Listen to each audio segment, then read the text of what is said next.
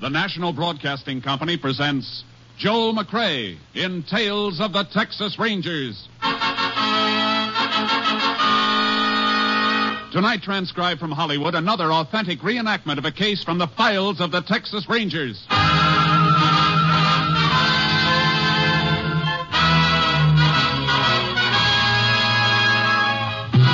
Tales of the Texas Rangers, starring Joel McCrea as Ranger Jace Pearson. Texas, more than 260,000 square miles, and 50 men who make up the most famous and oldest law enforcement body in North America.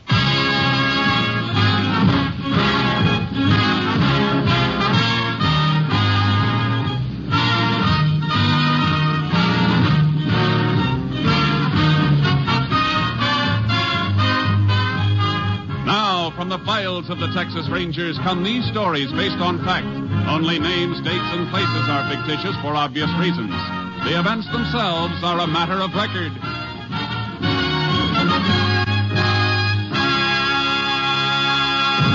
Case for tonight, Deadhead Freight.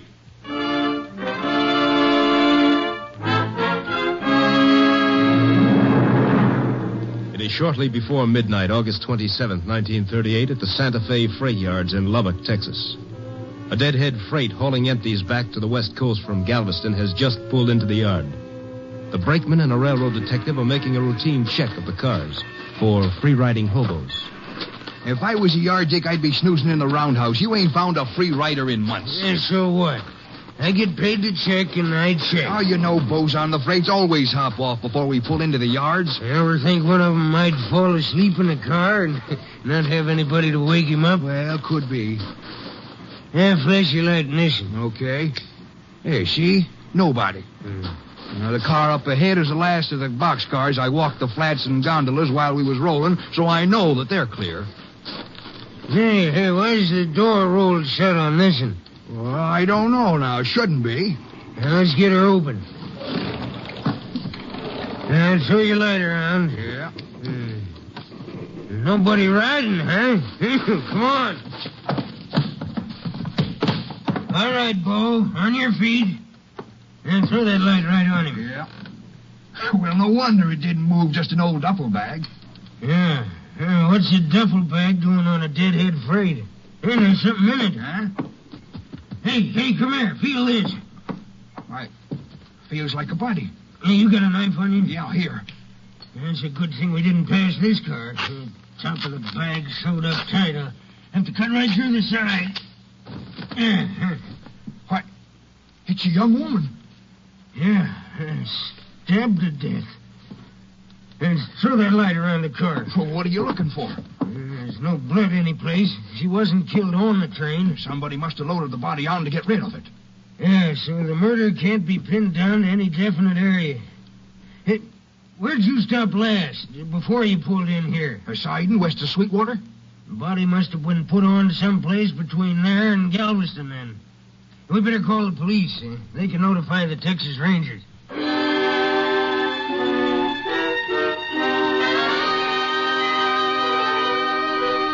After a brief but penetrating study of the situation, Ranger Captain Stinson had the body removed to a Lubbock funeral parlor. He then requested Texas Ranger Jace Pearson to take over the case. Well, there it is, Jace.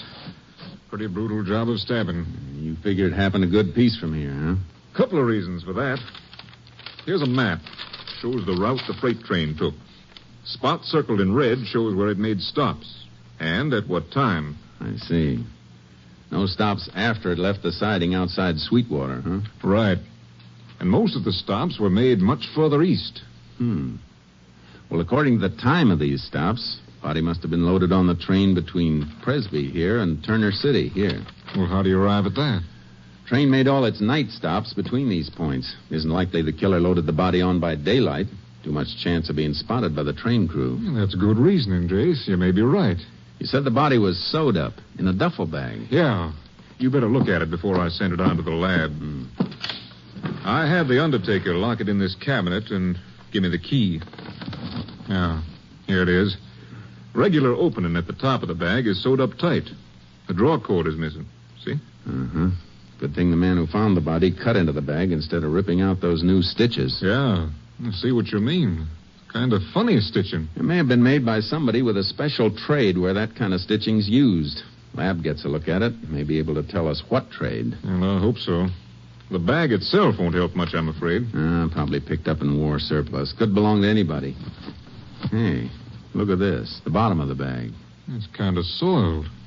Whoever carted it around with a body in it must have set it on the ground to rest. He sure did.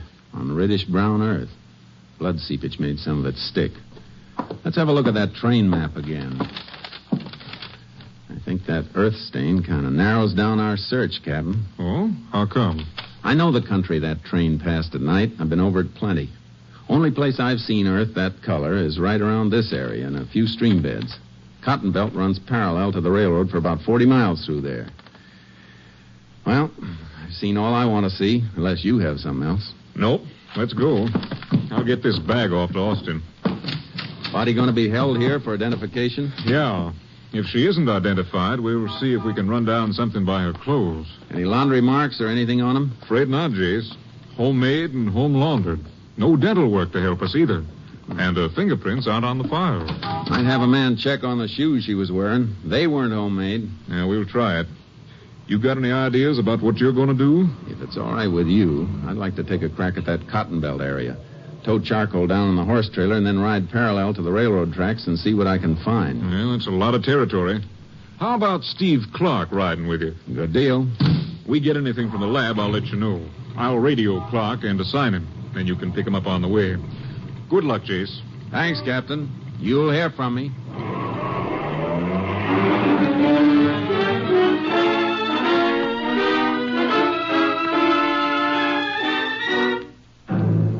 I met Clark. We drove down to the beginning of the area I wanted to check, left the car, and used our horses for the long ride along the rail bed. By noon of the next day, we'd covered 15 miles. Horses are getting tired, Jace. I know, but there's a siding a little ways ahead. Freight stopped there. Yeah. Look, another culvert coming up. Yeah. Bank's pretty steep. Watch your horse. Right. Careful, boy. Easy, Charcoal. Careful. Easy.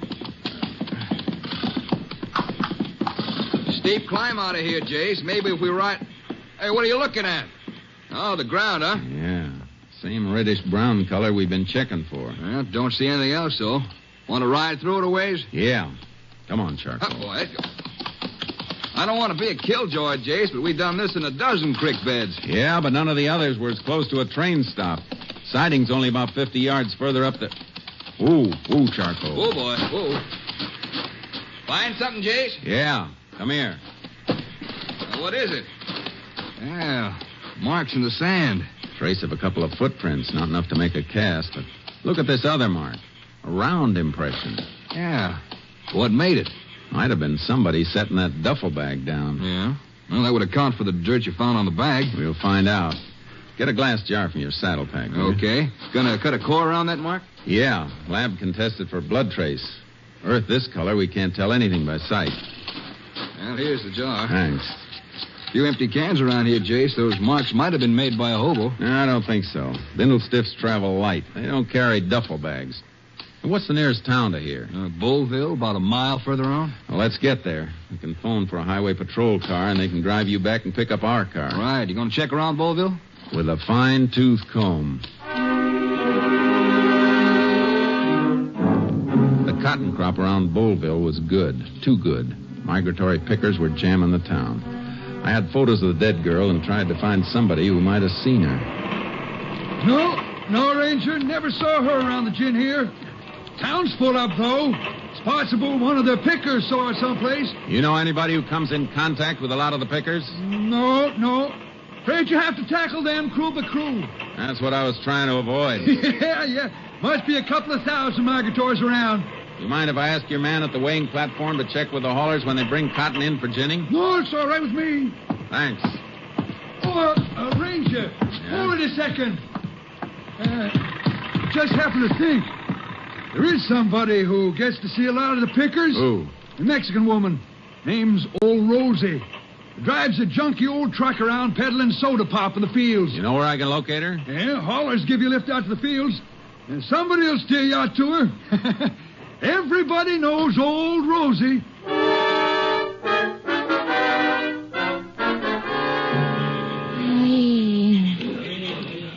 Why'd you kill that poor girl, huh? That's right, Rosie. You oversee her? You find who killed her, you're going to put him in a jail? That's my job. How about it? You ever seen her around here? See, one time. Where? At the bus station in the town. She was with a man. You know who the man was? No, senor. And why'd you hesitate? Is that the truth? Why should I tell a lie, senor? I don't know who the man was, but he looked like he was.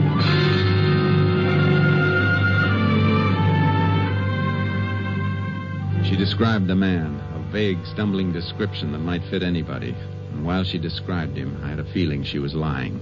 A feeling that was strengthened by a faint odor of whiskey coming from the truck. Whatever business Rosie was in, it wasn't limited to the sale of soft drinks. I pretended to swallow her story, then I got a lift back to town where Steve Clark was waiting with our car. Better hop in, Jace. Just had a call from Austin. Yeah, they checked the earth sample we sent in the jar? Yeah, blood trace all right. Same type as the victims. They got a line on a few other things, too. The shoes on the dead girl have been traced through the manufacturer to a store in Sheffield. Yeah, I wrote down the name of the store and the address. We better get over there and see if we can establish identity. Yeah, shoes will be waiting at the Sheffield airport.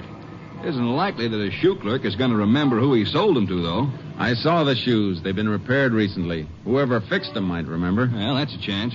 Any information on that duffel bag? Yeah, lab ties it in with a seaman. How? Well, stitches used to sew up the bag are the kind seaman used to mend a torn sail. Chase, you look like that throws you. It does, a little. I was beginning to have a sneaking suspicion about an old Mexican woman. But she's no seaman. What made you suspect her? She said she saw the dead girl with a man. She gave me kind of a phony description. Not only that, but she's supposed to be selling soft drinks to the field hands from an old truck. It reeked of liquor. Oh, bootlegging, huh? Hey, that could mean something. What?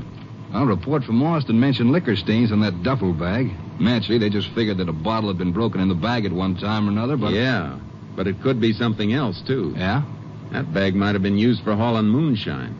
Stop the car. Hey, Jace, what's the matter? Slide out. I'm going to Sheffield alone. You stay here. Okay, Jace. What do you want me to work on? Tail old Rosie, the Mexican woman, while I'm gone. Check on any special contacts she makes. Whoever she sees, find out who they are. See if you can run down any who've worked as seamen.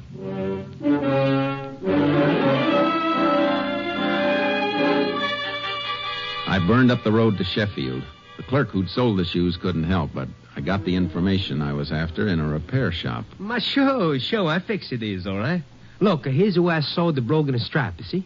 I remember because of something else, I thought I never get paid for the job. Whose shoes are they? Mrs. Watson. She's living 2 blocks up at Brownwood House. Mrs. Watson, huh? Is her husband around? Oh, no. He's a go away a month ago.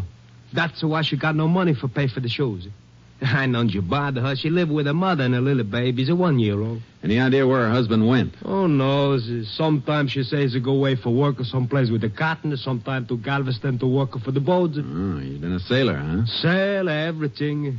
Whatever he is, he's no send the money. Last week she come in. She says she's going to meet him and she's going to pay me when she's come back. But she's not come back. Hey, just a minute. Why you asking me all these things, eh? And how come you got the shoes? Because Mrs. Watson doesn't need him anymore. She's dead.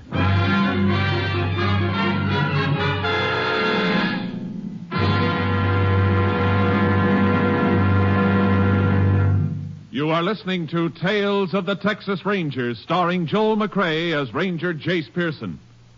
We continue now with tonight's case, Deadhead Freight, an authentic story from the files of the Texas Rangers.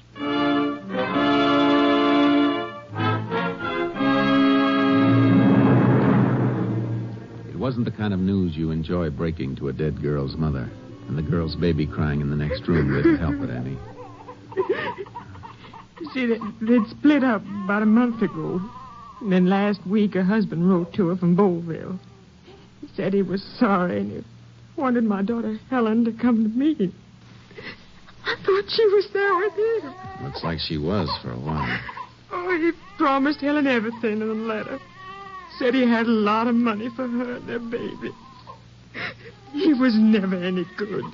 And now the baby's left to me, and I'm just too old. I'm sorry, ma'am. Can you give me your son-in-law's full name and his description? But Watson is his name. They call him Bud. Herbert Bud Watson. About how tall would you say he was? Yeah, you better pull yourself together, ma'am. Somebody's at the door. I'll call out the window and send him away. I don't want to see anybody now. What is it, ma'am? What's the matter? I want somebody. Open the door. It's him. My son-in-law, Bud. All right, ma'am. Open the door and let him in. Go ahead. Well, what took you so long? Where's Helen? You know where she is. What did you do to her? What did you do to my girl? Are you crazy? What's the matter? Let him go, ma'am, and stand back. What? Ranger, what? Get your hands up and turn around. You killed her. And you got the gall to come here with your own baby crying. Ranger, what is this? Killed who? Helen. Where's Helen? Where is she? Don't you know, Watson? Or did you think she'd never be identified? Helen's been murdered? Oh, no. No. You did it. No, Mom, no. I gave her money. Told her to come back home and I'd meet her here today. We was going to take the kid and make a fresh start. How much money did you give your wife? $1,000. That's a lot. Where'd you get it? Come on. I was bootlegging to the pickers. How long you been getting away with that? Started it last season. Did old Rosie sell any of this stuff for you? How did you know about that? I didn't for sure until now. Come on.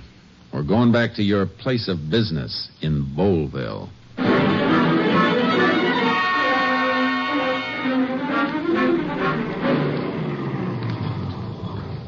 Hi, Jace. Steve? Yeah, I got your message to meet you here. Rosie's over there. Want to get her off the truck? Yeah, she can talk from there. Come on. You too, Watson. Okay. Bud Watson, murdered girl's husband. Been bootlegging here. Rosie's been moving some of the stuff for him. Oh? Why you keep me from my work, senor? Your work isn't as legal as it could be, Rosie, so sit tight. Yeah, you ever seen this man before? You know she's seen me before. They didn't ask you. How about it, Rosie? Si. All right, Rosie. Now, is he the same man you saw at the bus depot with the girl whose picture I showed you? Si. He's the man. At the bus depot? But that ain't so. I was never with Helen at the bus depot. You didn't meet her when she came down here? No, I tell you. I didn't know what bus she was coming in on. Or even if she would come after she got my letter. First I saw her, she turned up here at the shack. Well, how about when she left to go home? She only stayed 2-3 hours all told. Let her go back to the bus depot alone because, well, it was getting dark. Near time for the pickers to be coming there to buy drinks. You hear that, Rosie? That means one of you is lying. Rosie, tell the truth, senor. You don't always tell the truth, Rosie. The first time I asked you about the man you saw, you said he was a stranger, a man you'd never seen before. I forget, senor. I see a lot of people every day in the fields. You trying to kid me? You've been selling liquor for this man. You couldn't mistake him for a stranger. But I do, senor. I make mistake. You wanted help, I give you help. Rosie tell you all she knows, that's all.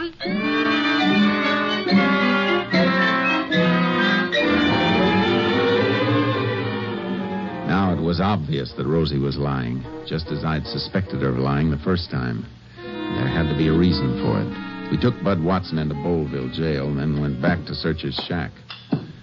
I can't figure something, Jace. Why won't Watson admit it if he was at the bus station with his wife? That wouldn't hurt him. No, it wouldn't. That's why I think he's telling the truth. Rosie must be covering up for something. Covering up for somebody's a better guess. She might have done it herself. No, I don't think so. She's too old to cart a body across the country to the railroad. Then you figure she really did see Mrs. Watson at the bus depot with a man, huh? Yeah. The man who killed her to get the $1,000 Bud Watson had given her. Well, then what's Rosie's angle in lying to us? Well, that's an easy one, Steve. Shake down. Hey, Jace, you're right. Couldn't be anything else. Why, it'd be worth the cut for her to forget seeing the man and say it was Watson instead. Only one thing wrong with it. What? Well, I watched her while you were gone. She didn't make any suspicious contacts, nothing that could have been a payoff. She might have gotten her payoff right after I showed her the Watson girl's picture and told her she'd been murdered. That was before you started to tail her. Yeah, I didn't think of that. She had time. Well, we combed this shack, Jace. Nothing here. What do we do now? Go back to tailing Rosie again. If she squeezed hush money out of the man once, she's liable to try it again. They all do. We'll start by watching her house when she comes in from the fields tonight.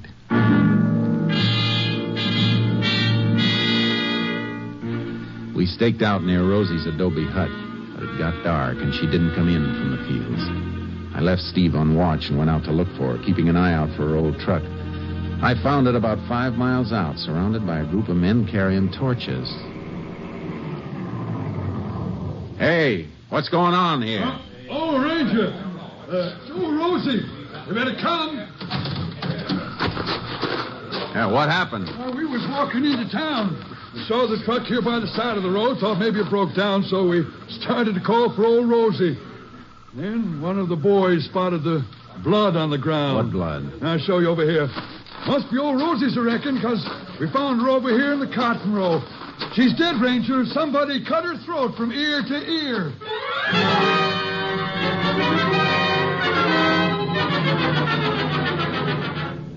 Old Rosie had tried to shake down a killer once too often, with the usual payoff.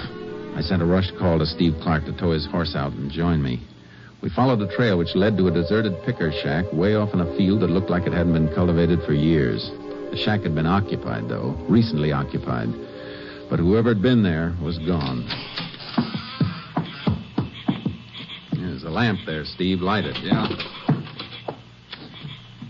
It's clean as a whistle, Jay. Yeah, it's too clean. That floor's been scrubbed mighty hard for a shack like this. It sure has. Especially for a place nobody's living in. Must have been cleaning up blood. Yeah. And there are 2 other things. What's that? Whoever was hiding here was mighty handy with a knife. Look at the inside of the door. Circle drawn on the wood. Wood chipped where somebody practiced throwing a knife at it. Yeah, good aim. All the marks are right smack inside the circle. Now, what else? Take a look at the lamp you just lit. The cord it's hanging by. It's just an ordinary hunk of rope. Except for the knot holding the lamp, a running bowline. So the light could be raised or lowered toward the table. A running bowline is a seaman's knot. Yeah, and that cord is just about big enough to be the draw cord from a duffel bag. Our seaman was here, all right. Well, it couldn't have been Watson, Jace. He was safe in jail when Rosie was killed. Yeah. Whoever Rosie saw with Mrs. Watson at the bus depot must have met the girl after she left Watson, after she had the money. Yeah? Married woman on her way home to her baby isn't liable to leave a bus depot with a stranger, is she? Chances are it was somebody she knew. Well, Watson's been a sailor. Think it might have been an old shipmate of his? Let's go see if he remembers one who was handy with a knife.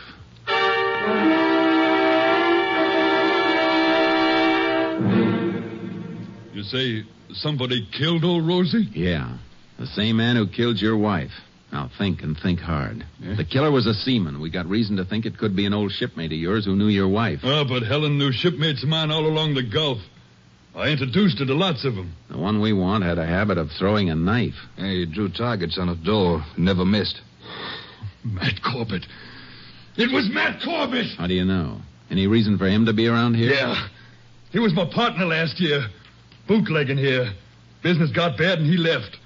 I wrote to him months ago asking him to come back for this picking, but he never answered me. Did Rosie know him? Sure she did. From last year. That's it, Clark. Rosie'd seen Corbett with Mrs. Watson. That's why he couldn't run with the money after he'd killed her. He had to wait to see if the body was found and identified. And when we moved in and she knew about the murder, she really had him pinned down. And he used to be my best friend. A sneaking... Never mind that now. Where would he run to? I don't know.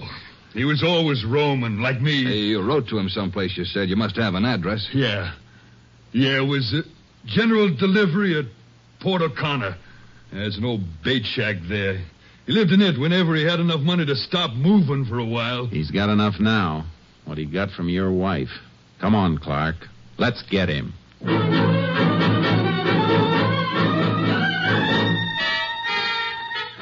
We headed for Port O'Connor, made it by morning, and found the abandoned bait shack. Nobody inside, Jace, can see through the window.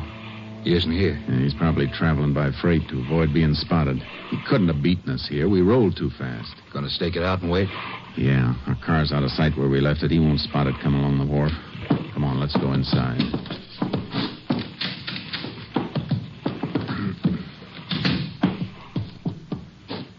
Yeah, looked like Matt Corbett's the man we're after, all right. Same trademarks here we found on that picker shack at Bullville. Yeah. Knife marks in a circle on the door. Same running bowline holding the lamp. Draw Throw that burlap sack across the window. That'll make it pretty dark in here, Jace. You want it dark when you're throwing a surprise party.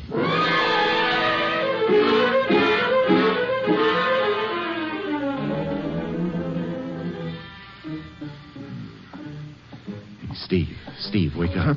What? Shh. Somebody coming along the wharf. It's dark. What time is it? A little after midnight. Steps are coming closer. Yeah, it must be Corbett. Nothing to bring anybody else this way at this time of night. He's heading for here, all right. Yeah. Let him get all the way inside. And remember, he's got that knife, and he's handy with it. I know.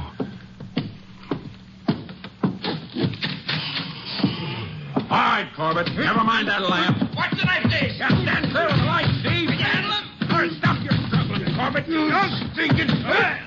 My arm! You broke my arm! All right, just wrench your shoulder, Corbett.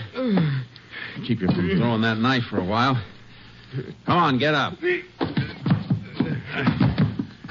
Better light the lamp now, Steve. It's a good thing you jumped him, Jace. I felt that knife passing my ear. Look, buried in that wall a good inch. Hey, Rangers. I thought you were a couple of crooks. What you doing here? Just dropped in to arrest you for the murder of Helen Watson and old Rosie up at Boleville. It'd be nice if you could prove it. I haven't been near Boleville. I think we can prove you were. By marks you left on the door and a few other things. How'd you come back, Freight? Are you kidding? No, I'm serious. You should have rode Pullman. Get your shoes shined on a Pullman. Would have taken that reddish-brown earth off your shoes. Our lab can match that with Boleville. Watch out for that shoulder. Yeah, that's better, Corbett. Want to cuff him, Jace? No, I think he'll come quiet. All right, Corbett. Let's move.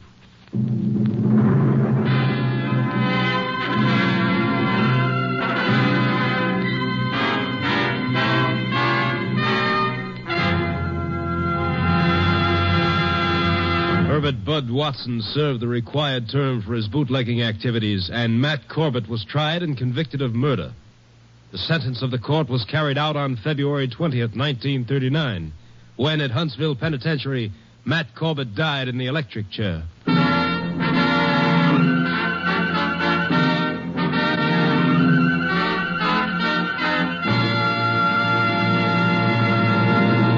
And now, here again is the star of our show, Joel McCrea, with another interesting story about the Texas Rangers. In the early days of Texas, major disturbances were not infrequent. It was a lusty, brawling, growing territory, and as happens in such a territory, there were days when the streets were not safe for the good citizens. An Easterner, happening into a Texas town at such a time, found shelter in the house of a minister. Everything will be all right soon, he was assured. Later that same afternoon, the minister, who'd been looking out the window, said, "Well, friend, the streets are safe now. You may go about your business." The Easterner looked out the window, but all he saw was a lone figure riding casually down the main street on a horse. "What makes you think it's safe for me out there now?" he asked in bewilderment. The minister pointed to the horseman. "Because that feller on the horse is a Texas Ranger," he said. "Only folks that aren't safe in this town now are the ones who started the trouble. And when he finds them, they'll wish they'd been peaceable." Good night, folks. See you next week. Next week, Joel McCrea in another authentic reenactment of a case from the files of the Texas Rangers.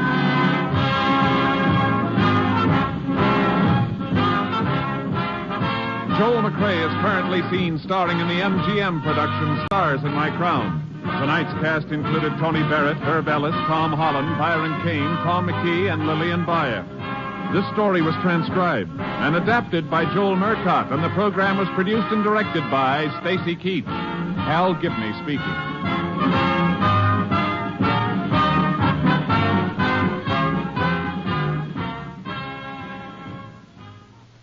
Three chimes mean good times on NBC.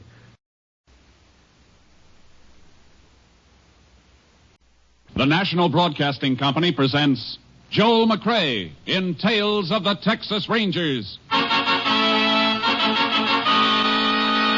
Tonight, transcribed from Hollywood, another authentic reenactment of a case from the files of the Texas Rangers.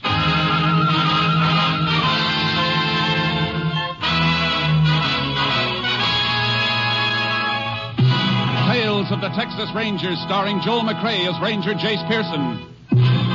Texas, more than 260,000 square miles, and 50 men who make up the most famous and oldest law enforcement body in North America.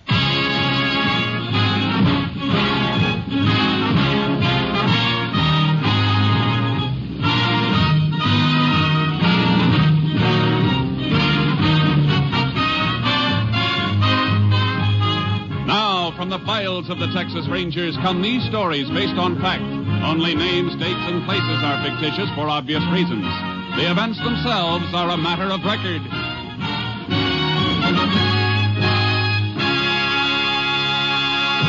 Case for tonight, death in the cards.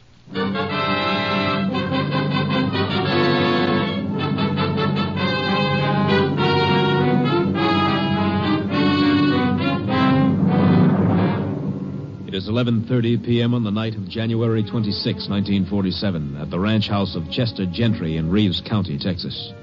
Chester is on the telephone as his stepson, Will, enters. No sign of him, huh? All right. Call me when you find him. Thanks, Sheriff. Where you been, Will? Just out having a beer. That Sheriff Bennett you were talking to? Yeah. Your friend Tovich telephoned you a while ago. Tovich? Oh, you didn't tell the sheriff about Tovich. I sure did. Sheriff just called to say he located Tovich's rooming house over in Biggerstown, but Tovich wasn't there. But I've told you 100 times it's the worst thing in the world you could do. Tovich finds out he'd kill me. Will, Maybe he has found out you told the sheriff. Maybe he's on his way here right now to get me. Look, you've got to give me the money to pay him off now. No, Will. No more money. Do you know what you're saying? He'll kill me if I don't pay him. He told me so. Now, you listen to me, Will.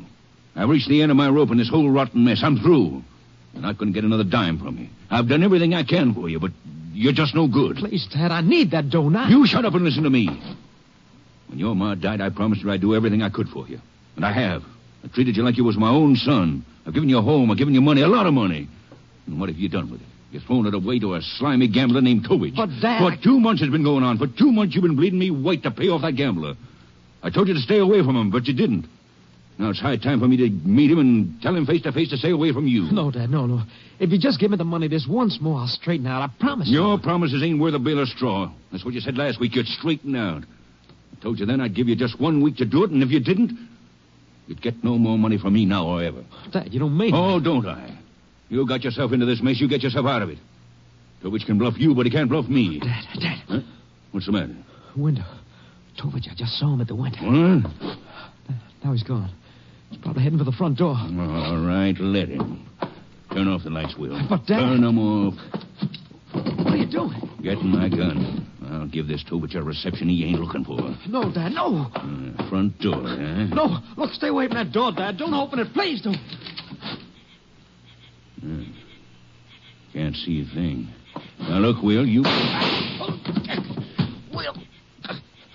Will...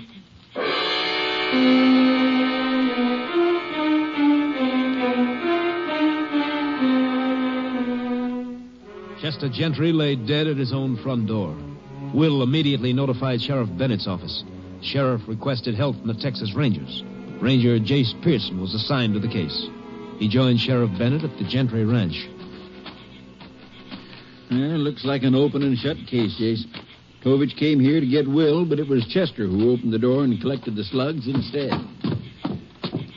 Where was the body, Sheriff? Lying right across the front doorway here. How long ago did the shooting take place? A couple hours ago. Chester notified me earlier in the evening he'd gotten a call from this Tovich. The call came from Biggerstown, so I went over there to see if I could find him. I located his rooming house, but he'd checked out. Looks like while I was there, he was here. You say Tovich had been bleeding Will and Chester for some time, huh? Yeah, about 2 months, according to what Chester told me on the phone. Well, let's talk to Will.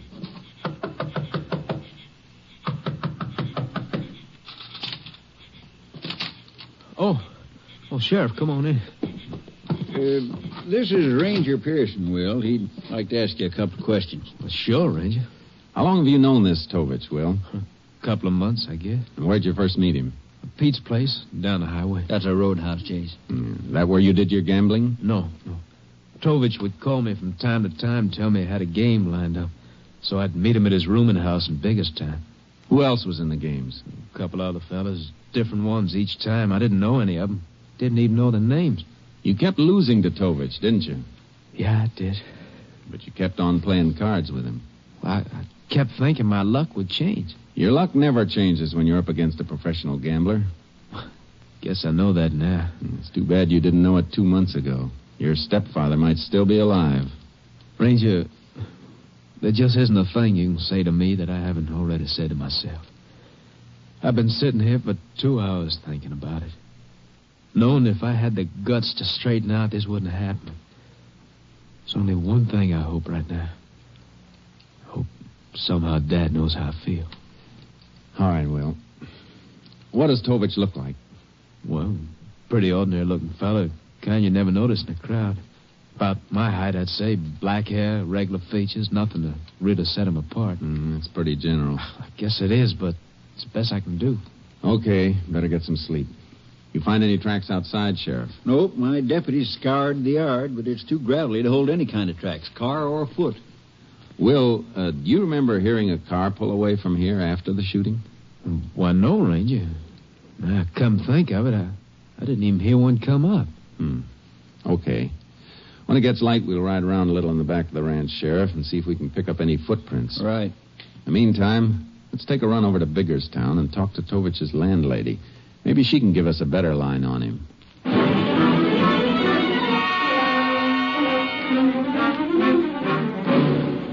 Afraid I can't help you much on a description, Ranger. I only got a good look at Tovich once.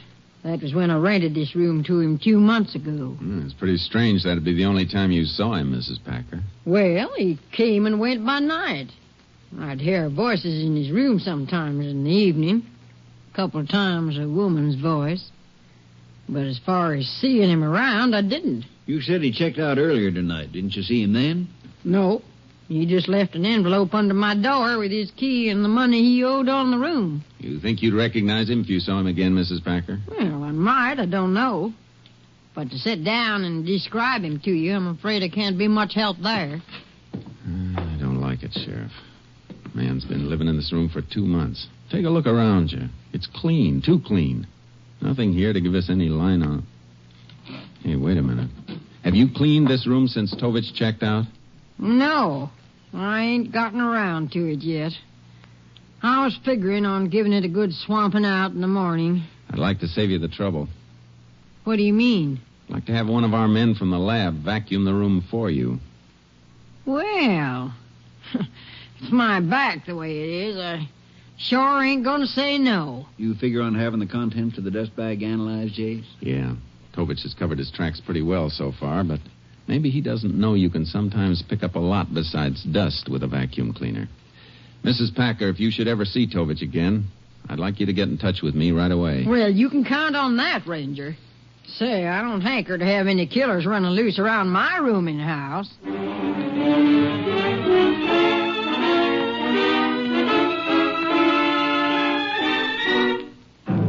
Dawn came, and the only thing new on the case was the publicity. The papers were carrying the story with pictures of Chester and Will. The sheriff and I started scouring the country in back of the Gentry Ranch on horseback. This is hunting weather, Jace, with all that frost on the ground. Yeah, so far the hunting hasn't been good.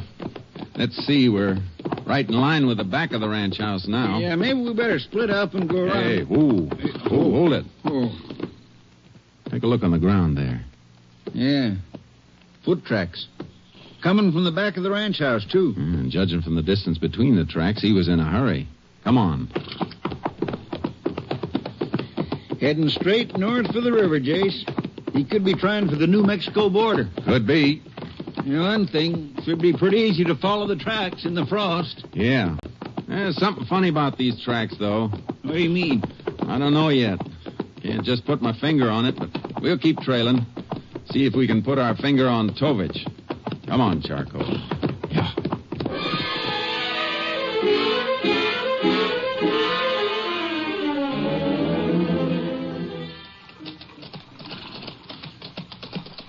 Can't understand why you don't want to cross the river, Jace. Tracks led smack into it back there. I know it, Sheriff, but Let's just keep looking along the bank on this side. Okay, but he probably waded along a spell, then kept going on the other side. What's on the other side? Santa Fe track, about 15 mile away. And what's between the river and the tracks? Just open country. That's what I mean. I don't think Tovich would risk 15 miles of open country. Yeah, see your point. Yeah, we'll keep looking along this side, then. We don't have to look any farther, Sheriff. Look, there they are. Ooh, Charky. Hey, they sure are. Tracks coming up out of the river and heading back the way we came. But there's still one thing I don't understand. What's that? The shooting took place about 11:30 last night. Tovich could have been halfway across that open country on the other side of the river by dawn. Now, why'd you double back? I think I've got an answer for that, Sheriff.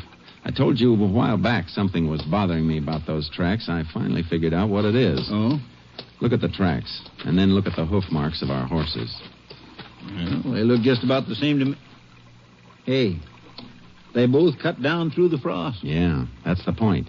What time you figure the frost formed on the ground this morning? Between 4 and 5, maybe. And those tracks were made after the frost formed. They cut through it. If they'd been made before the frost, it would have formed over them. Wait a minute. Maybe Tovich realized he killed the wrong man. Maybe he hid around the ranch trying for another crack at Will. And now those tracks are heading toward the ranch again. Come on, Sheriff. We better get back there in a hurry.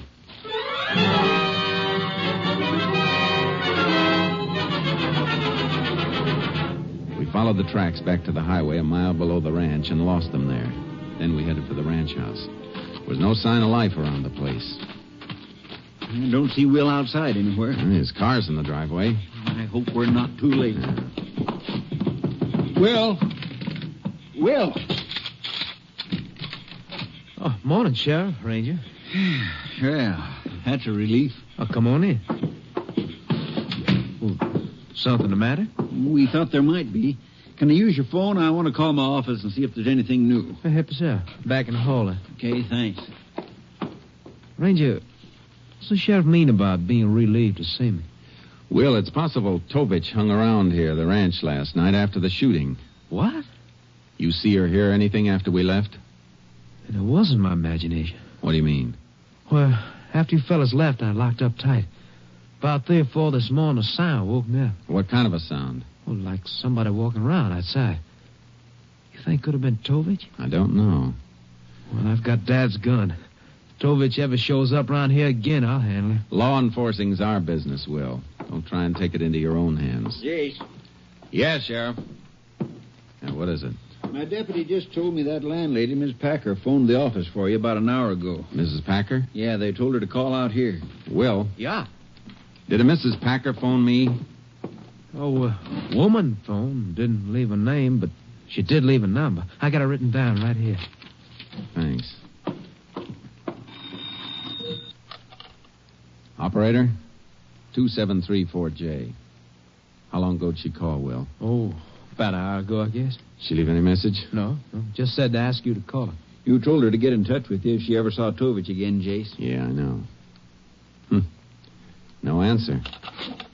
Come on, Sheriff. We better get over to Biggerstown and find out what's on Mrs. Packer's mind.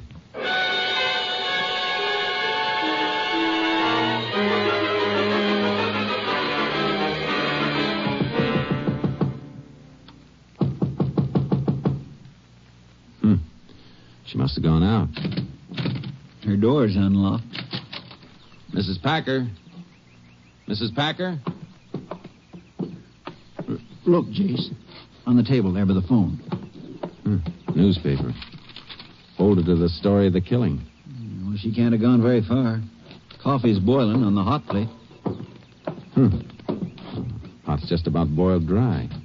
Come on, let's take a look in the next room. You know, it's funny. She'd call and then be... Jace. On the bed. Yeah. Mrs. Packer.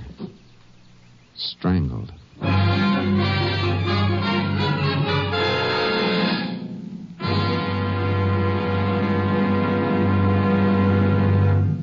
You are listening to Tales of the Texas Rangers, starring Joel McCrae as Ranger Jace Pearson. We continue now with tonight's case, Death in the Cards, an authentic story from the files of the Texas Rangers.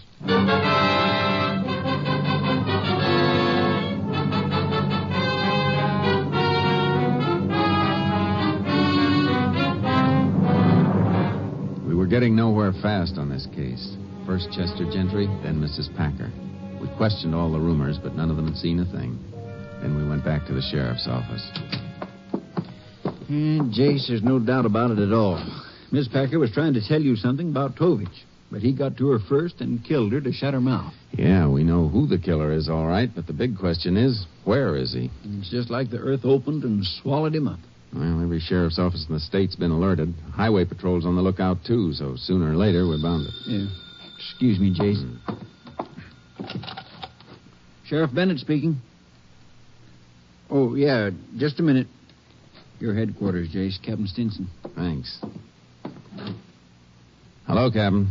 Just got a report from the lab on those vacuum sweepings you had them take from Tovich's room in Biggerstown, Jace. What'd they find? Only items of interest were 2 or 3 women's hairs. Red. A lot of redheads in Texas, Captain. I'm afraid that's not much help. Maybe more than you think. This hair wasn't naturally red. It was a henna dye job. And judging from the distance between the roots and the dye, the lab figures it was dyed about a week ago. Well, now that's a horse of a different color. Well, thanks a lot, Captain. I'll keep you posted. Sheriff, we haven't had any luck finding Tovich, have we? We sure haven't. Okay, now we're going to start looking for Tovich's girl. His girl? How many beauty parlors do you figure there are in Biggerstown? I don't know, 6 or 7 maybe. Before the day's over, we'll know exactly how many there are. We're going to visit them all.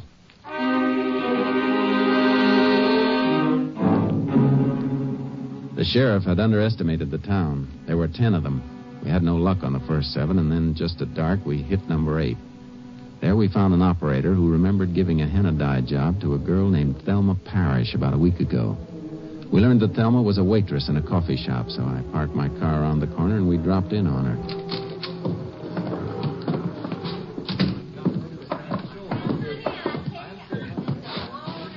Well, you men look like you could use a nice cup of coffee. Nothing I'd like better right now than having a pretty red-headed waitress pour me one, ma'am. Why, thank you, Ranger. Coming up. What do you think, Jace? I think maybe. Cream? Black, please. Yeah, black here, too. Well, here you are. Thanks. Seen your boyfriend lately? Boyfriend? Tovich. Who? Tovich. You must have me mixed up with somebody else, Ranger. I don't know anybody by that name. Are you real sure about that, ma'am? Well, of course I am. A girl's sure who she does know and who she doesn't. Well, either I'm mistaken or you're lying to me. Look, I don't know what this is all about, but I do know better than lie to a ranger. I hope so. Well, come on, Sheriff. We better be getting back to your office. Okay, Jace. Here's for the coffee. Thanks. Sorry I can't help you any about what's his name. So am I.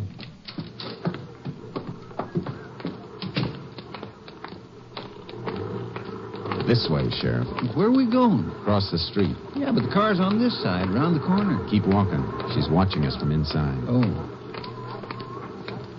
Think she was lying? That's what I want to find out. She seemed pretty sure of herself. Okay, we're out of her line of sight now. Let's get in this doorway, quick.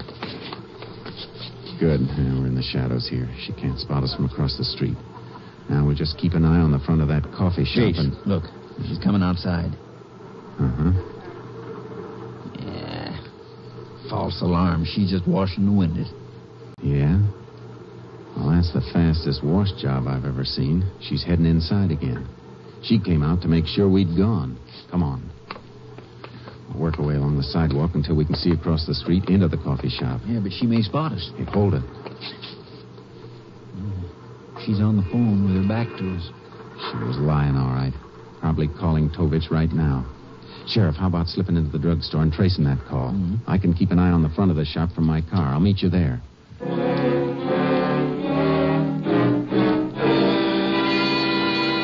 The sheriff disappeared into the drugstore. I waited in my car. A couple of minutes later, he came over and got in wearing a very puzzled look. Must be some mistake, Jace. What do you mean? That waitress, she just telephoned the Gentry Ranch. I don't think there is any mistake, Sheriff. And right now, it doesn't surprise me much. Yeah, but as far as we know, the only one at the Gentry Ranch is Will. Yeah, but Will's going to have company as soon as we can make it there. Wait a minute. You trying to say that Will Gentry... Sheriff, it looks like there is no Tovich and never has been. I guess the boy we've been up against right from the start is Will Gentry.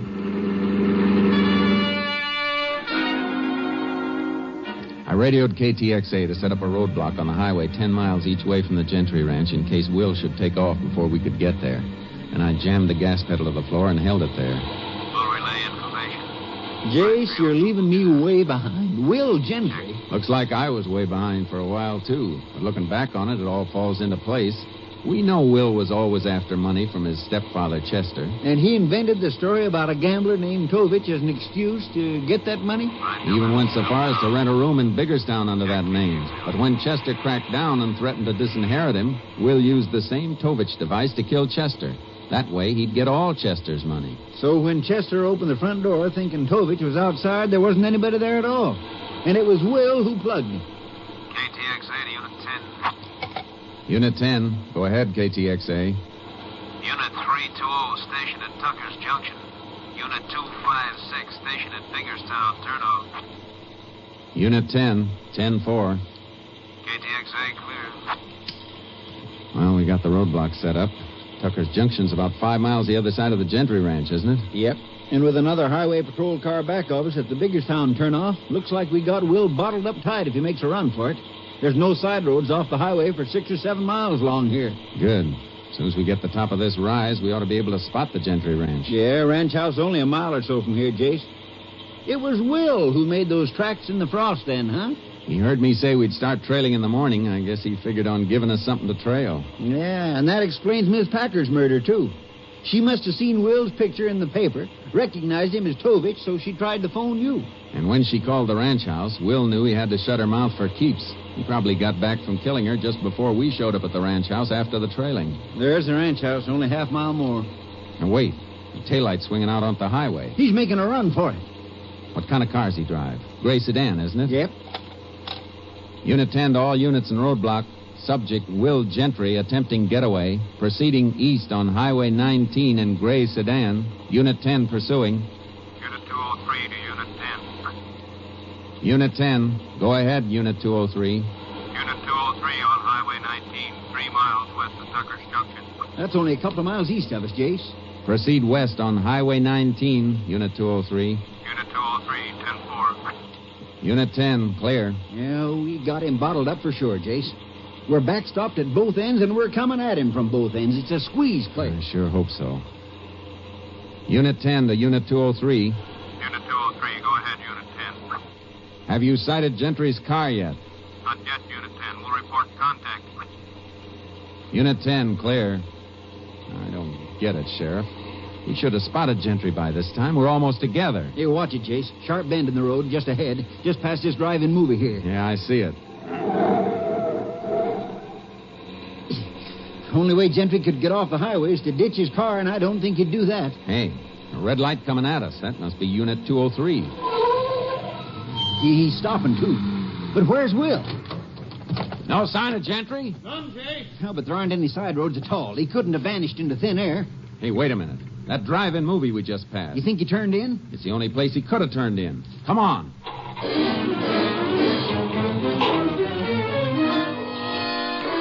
We went back to the drive-in theater, stationed the highway patrol car at the exit, then the sheriff and I talked to the theater manager. He remembered a gray sedan pulling in there a few minutes before. He'd sent it to the rear aisle, so the three of us circled around the theater on the outside of the fence and then came in through a small gate in the rear. But Gentry's car wasn't in the back row. But he's got to be in this back row, Ranger. That's where I sent him. Look, there's a vacant spot in the row. One in the next row ahead. He could have wormed his way forward a few rows. Yeah, that's right. A lot of people do that trying to get a better spot. About 200 cars in here. It's going to be like looking for a needle. Hey, hold it. 3 aisles up, near the side. Yeah, that's his car, all right. Gonna take him now, Jace? I can't. There's too many cars around him. It's a cinch he won't come peacefully.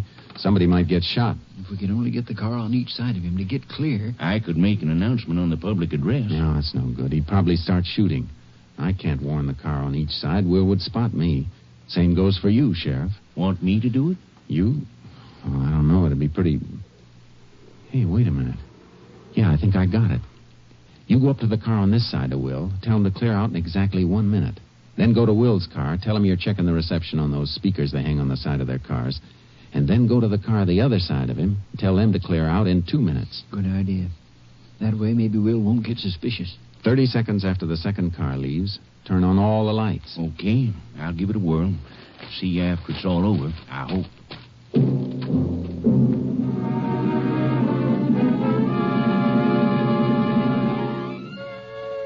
We watched the manager go along the line of cars. He worked his way to Will's car, then passed it to the one beyond. Then he headed for the projection booth. So far, so good. Seconds ticked by. At the end of the first minute, the car this side of Will pulled out. Another minute went by. And the car the other side of Will got going. He's out in the open now, Jace. Yeah. 20 seconds till the lights go on. Come on. John, you came to the And we'll get just a little closer. I'll take him from this side. Hey, Jace. He's starting up. He must have got suspicious. He won't get far. You hit a tire. Will, come out of that car with your hands in the air. There go the lights, on. That's coming out all right, Ranger. Look out, Jace! Come on, Sheriff. You okay, Jace? Yeah. Hey, you sure knocked him down, Pronto. Hit him in the shoulder. Why didn't you finish me off? That's up to the state of Texas, Will, not me. But I think they'll oblige you all right.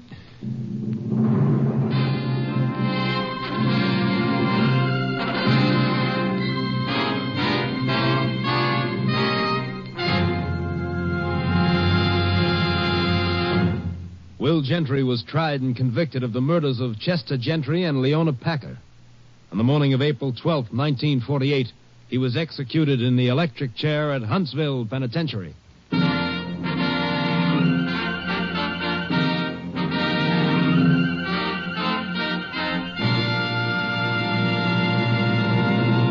And here again is the star of our show, Joel McCrea, with another interesting story about the Texas Rangers. Although the Texas Rangers is a highly organized law enforcement agency, the men themselves are rugged individualists. One ranger in particular that I know of carries his 6 shooters with only 5 shells in each gun. One day he was asked why he did this. If the hammer's resting on an empty chamber, he said, the gun can't be fired accidentally. But, said his interested friend, with only 5 bullets instead of 6 in the gun, aren't you endangering your own position? Maybe so, he said with a grin, but if you can't hit your target with 5 shells, the 6th one won't do you much good anyhow. Good night, folks. See you next week. Next week, Joel McCrea in another authentic reenactment of a case from the files of the Texas Rangers.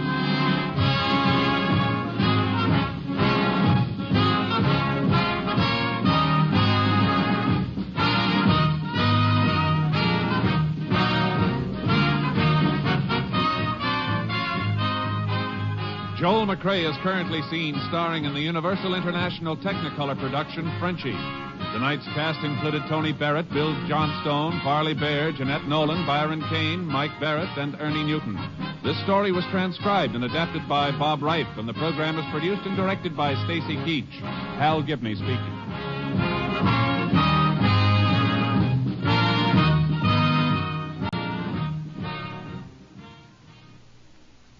3 chimes mean good times on NBC.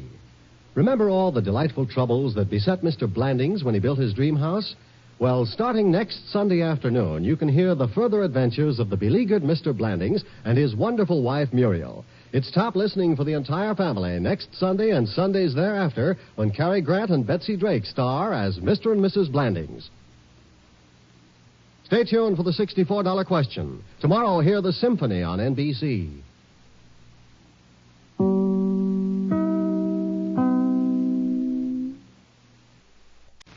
The National Broadcasting Company presents Joel McCrea in Tales of the Texas Rangers.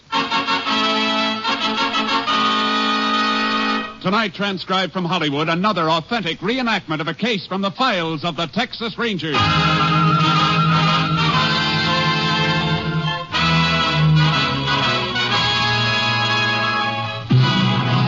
of the Texas Rangers, starring Joel McRae as Ranger Jace Pearson.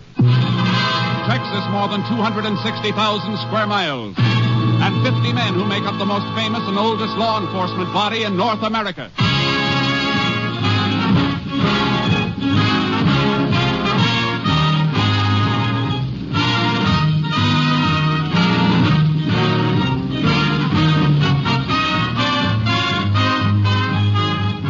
Now, from the files of the Texas Rangers come these stories based on fact.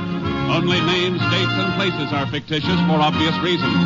The events themselves are a matter of record.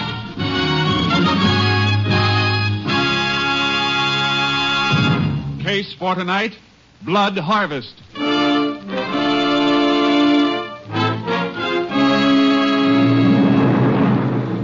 It is a moonless midnight, September 16th, 1947.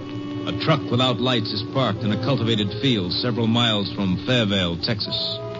In the darkness, two men are perspiring freely as they load bales of seasoned alfalfa onto the truck. How many more we got to go, Slim? 15, 20. That's all. Well, we can get it all on here, then. This'll be the last load. That suits me fine. The sooner you get off the place with it, better. Come on. Yeah, whoa. Take it easy, will you, Slim? How about time out for a smoke? Smoke? You out of your mind, Trent? Oh, we're a half mile from the house, and besides, you said Mullen was asleep. Look, don't give me an argument. All right, but I moved more than 200 bales of this stuff tonight. I'm going to rest for a minute. If you don't like it, load the rest of it yourself. Okay, don't get hot about it. I'm just as tired as you are. Sit on a running board. Yeah. Mullen's sure going to be surprised when he gets a look at this field tomorrow. Yeah, he sure is. What do we get for this stuff? About $30 a ton. Ain't bad. Bound to clear almost $200 a piece. Yeah. Could make more than that running a couple of head of cattle without working up this pig sweat, though. Sure, smart guy. Run cattle and get picked up and sent to the pen. Maybe there ain't as much money in alfalfa, but one thing about it, there ain't no brand marks on the bales either. Nobody can say it ain't yours once you get in the clear with it. Yeah, I guess you got a point. Think Mullen's liable to suspicion you when he finds this field stripped tomorrow? Oh, not a chance. I'm an old war buddy, ain't I? And he saw me taking a sleeping pill before we turned in tonight. At least he thinks he saw me take it. It's a good thing he ain't seen you take this alfalfa, or you'd lose your job for sure. After tomorrow, I can afford to lose it. Farm work ain't for men, it's for horses. Hey, come on, we rested long enough. I want to get you away from here. Okay. Hey, give me that pitchfork. I'll push those last two bales back and make more room on the tail of the truck. Here it is. I got to act real surprised tomorrow when... What's the matter, Slim? Shh. There's something moving. I don't hear nothing. There it is again. Maybe it's Mullen. Maybe he woke up. Keep quiet, Trent. Who's on this field? It is him. Shut up. You better answer me. I can see the outline of your truck. Slim, I got to start up and get out of here. No. You woke up. You must know I'm not in the house. So pile in the truck and come with me, quick. Hey, go to jail, lady. You're fool. No. I'll slide around behind the truck. You stay here until he comes up to you. Yeah, but I don't... I tell you. Who are you? Talk up fast. It's me, Mullen, Harry Trent. Harry Trent, huh? You lost, Trent? What are you doing in my field in the middle of the night with a truck full of my alfalfa? Well... Save it, Trent. Where's Slim? Where'd he run to? I didn't run any place, Mullen. You know... Don't move. There's a pitchfork you feel against your ribs. Just march back to the house. What are you going to do to him, Slim? I'm going to lend him my bottle of sleeping pills and see to it that he takes an overdose of them. It's nice, clean, and quiet. That idea'd be great, Slim, if I'd hold still for it. But I ain't about to hold still. Look out, Slim. Punch him, Trent. Let go of that fork, Mullen. Now, Mullen, here's something you don't have to hold still for. But you'll hold still this time. You killed him. You killed him. You shut up. Stop that and shut up. We gotta run, Slim. We gotta get out. Do nothing. Get that load out of here and sell it like we planned. Then keep your mouth shut. If you don't, I'll shut it for you.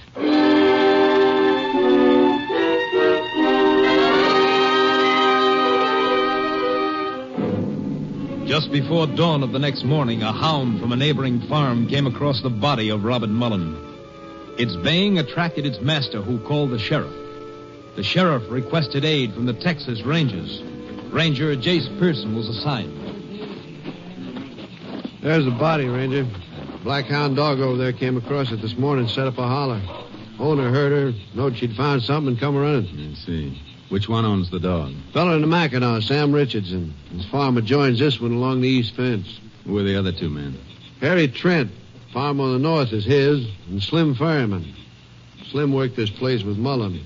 They was buddies in the war or something. You want to talk to him? Yeah, in a minute.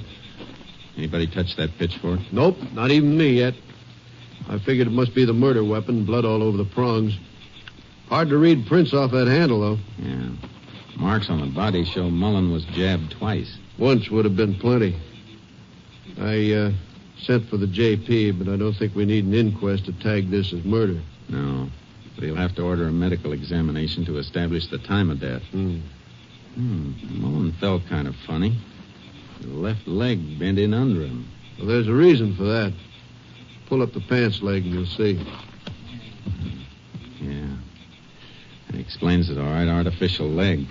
He in some kind of an accident? If you can call Okinawa an accident. He hit the beach there with the 1st Marines. Lost a leg and an eye. Left eye's glass. He could have picked an easier life than farming. Did he have any family? Sister, Ellie, lives over at Holtzville. Guess I'll have to bring her the news. You could call the local minister at Holtzville. He can tell her better than you can. We can drive over and see her later and find out if she knows anything. That's a good idea. I'll talk to these other fellas now. Okay. They don't seem to know much, though. They may know when Mullen was last seen alive. Isn't often a man gets pitchforked to death out in his own fields. Yeah. Fellas, this here's Ranger Jace Pearson. Ranger, this is Sam Richardson. Howdy. Hello. Harry Trent. Hello. Slim Ferryman. Glad to know you. Richardson, the sheriff tells me your dog found the body. That's right. Oh, must have been about 4 a.m. I was just getting out of bed when I heard her, so I come a-running. You always run out and investigate when you hear one of your hounds baying? Nope, but that black hound of mine's a good one. And I ain't never heard a dog sound off like she did. I see. When did you see Mullen last alive? Yesterday morning. Passed each other along the fence and said howdy. How about you, Mr. Trent? I hadn't seen him for a couple of days. Reckon Slim here saw him last then. How about it? Well, sure, I reckon I did. Last night we ate, and then I turned in early. Then this happened during the night? Must have, as far as I know. Why would Mullen come out to this field at night? I don't know. I didn't even know he'd left the house until Richardson here come pounding on the door and woke me up this morning after he found the body. You live right on the place, Slim? Uh-huh. How come you didn't hear Richardson's dog? Well, I was sleeping kind of heavy. I took a sleeping pill last night. Must have knocked me out good. Had a rough day yesterday. What do you mean rough? Well, all the extra chores, loading the alfalfa from this field onto the truck. I was wondering how come there were so few bales from such a big cutting. Well, Mullen had a buyer for most of it, I reckon. Anyhow, he carted it off. Yeah, I see the tire tracks. Any idea who he sold it to? He didn't say. Think somebody paid him for the stuff, then came back to rob him of the money, Jace? Could be, Sheriff. Except that Mullen made the robbing mighty convenient by coming out into this field at night. When we learn why he came out here, we'll be learning a lot.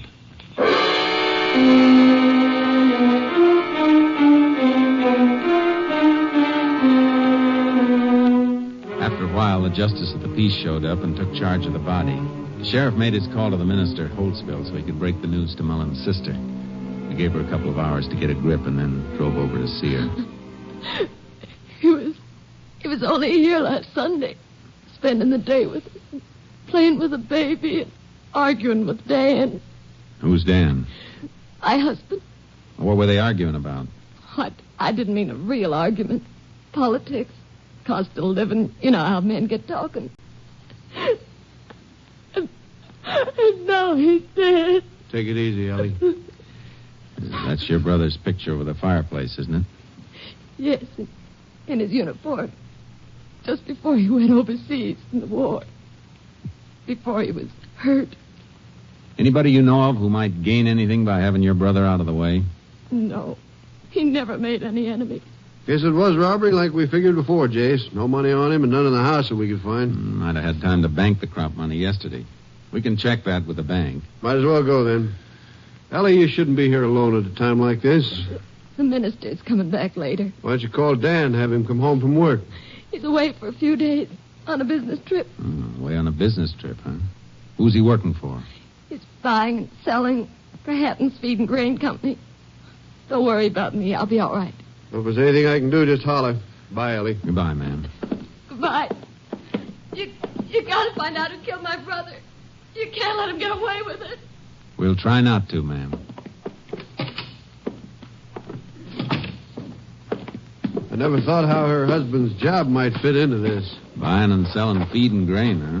Mullins sold that alfalfa. Most likely man he'd sell it to would be his own brother-in-law. It's something we're going to check on. Hop in. Gonna put out a radio pickup for him? No, we'll drive over to the Hatton Feed and Grain. They'll know where he is. We'll pick him up ourselves.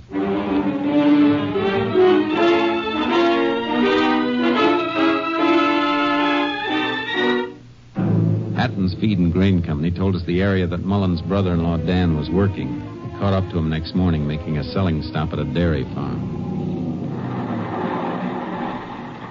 That must be Dan's car there by the barn. Hatton Company emblem on it. Yeah, let's find him. There he is. Other end of the barn, leaning on a stall. Must be the owner he's talking to. Call him down here. We don't have to. He sees us coming this way now. Watch out for any sudden moves, just in case. Howdy, Sheriff. Looking for me? Ranger and I'd like a word with you. Reckon it's about Ellie's brother. You heard about it, huh? Yeah, on my car radio this morning. I called Ellie a little while ago. She told me you'd been to see her. A couple of stops I just got to make around here, then I'm heading for home. When did you see Mullen last? 2 days ago when I started out on this trip. You stopped by his place? That's right. Social call or business? Business. Made a bid on his alfalfa. We're just about finished sweating, ready to be hauled for storage. How'd you pay him for it? By cash or company check? I didn't pay him for it, Ranger. He said it wasn't for sale. You better be sure of that, Dan. What do you mean? He means that alfalfa was sold and moved just before Mullen was killed, the same day you stopped there. Whoever told you that's a liar. It's no lie, Dan. We saw it with our own eyes. Everything was hauled from there except maybe a dozen bales. I don't care what you saw. I know that alfalfa wasn't for sale, to me or anybody else. What makes you so sure of that? I'll tell you what makes me so sure, and you can check it with the bank. Bob told me he'd made arrangements for a bank loan to buy 20 head of dairy cattle. That's why I'm sure.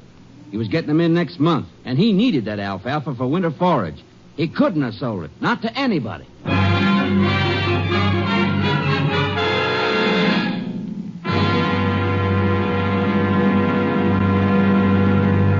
You are listening to Tales of the Texas Rangers, starring Joel McCrea as Ranger Jace Pearson. We continue now with tonight's case, Blood Harvest, an authentic story from the files of the Texas Rangers.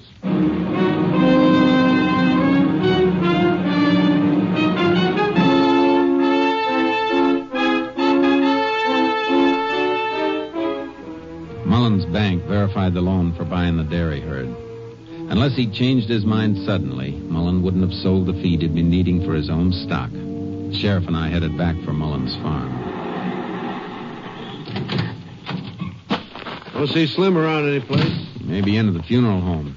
Let's take a look at the barn. We've looked at the barn before, Jace. No way we could miss a couple hundred bales of alfalfa. No, but we might have missed something we weren't looking for the last time. Just look up. You see the loft is almost empty. He didn't need much forage with just one horse to feed. I'm not looking for forage. Here's what I'm interested in. It's just a bunch of scrap lumber. And a keg of nails. Just about what he'd need to build stalls for that dairy herd. Now, Mullen was too far ahead with his plans to change his mind, if you ask me. Sure looks that way. Where'd Mullen keep his hay truck? A vehicle shed out back? Yeah. Come on. What do you want to see, Jace? The truck that Slim said he and Mullen loaded that alfalfa on. Looks like the shed is locked. Oh, no, it isn't. It's the wooden peg stuck through the lock ratchet. We can pull it. I'll help you roll it back. There's the truck. This the only truck he's got? Yep. If this truck was used to haul alfalfa bales, they must have been tighter than any bales I've ever seen. Look at that truck bed. Clean as a whistle. Not a straw on the floor. No. And Sheriff, This is the truck that was loaded out in that field. You can't be sure of that just because the bed is clean. No, but I can be sure by the tires. Look at them. Tread's worn down almost smooth. The tire marks we saw out in the field were well marked. Plenty of tread. Hey, that's right, they were. Come on. Take Mullen's horse from the barn, throw a saddle on it. I'll get charcoal out of my trailer, and we'll take a little ride. Where to? Out to the fields first, where I can make a plaster cast of that tire tread. Truck was loaded heavy. Impression was deep enough to hold. Why can't we drive out? I want to cut across the neighboring farms, too, and see if we can find any matching treads in other fields. We'll see the ground better as we move on horseback. It's as easy to drive around to the farms and check the tires on the trucks like we did here. Yeah, but I don't want to be seen doing that. If we scare the man we're after, he might run before we get to him. Okay, I'll have this nag ready in a minute. If you're right, Jace, Slim Ferryman has been lying about moving the alfalfa. Easy, boy. We'll find out. If he was lying, it'll explain why Mullen was out to that field at night. Because it'll mean that the crop was being stolen at night. And he was killed when he saw who was stealing it.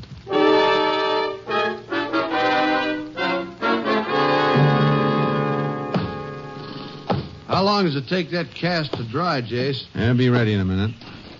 Liable to be a lot of truck tires with that same tread. Sure, but this piece I'm making a cast of has a cut mark across part of the tread. Oh, I see. Find that same mark again someplace else, we can make another cast and use for evidence. Here, this is dry now. How's that, Sheriff? Good, clear impression, Jace.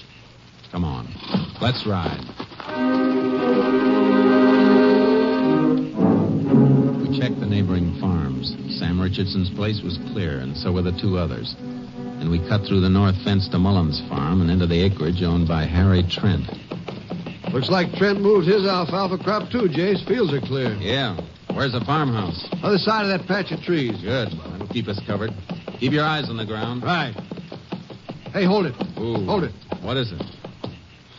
Nothing. Tractor marks there. Not what we're looking for. Oh. Well, let's keep going. Hey, Rod. There's quite a bit of straw on the ground over to the right, Sheriff. Let's move that way. Hey, boy. Yeah, Sharky. Yeah. Probably Trent had his bale stacked there. Huh? He sure did. That's what we're looking for.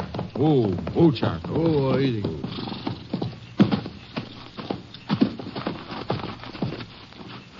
Kind of dim, Jace, but they're the same tread, all right. Yeah, it looks like the same cut mark in the tread.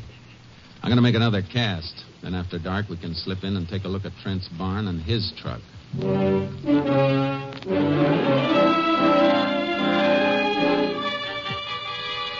We slipped back that night. Trent's truck tires were the ones we were looking for. Heavy duty. We went from the vehicle shed to the barn. Pretty dark night, Jace. Hardly see in here either. Yeah, I didn't see enough to find what I want. There's a ladder to the left. Right, here it is.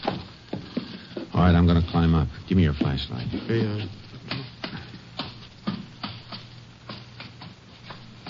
Anything up there? Just a few bales.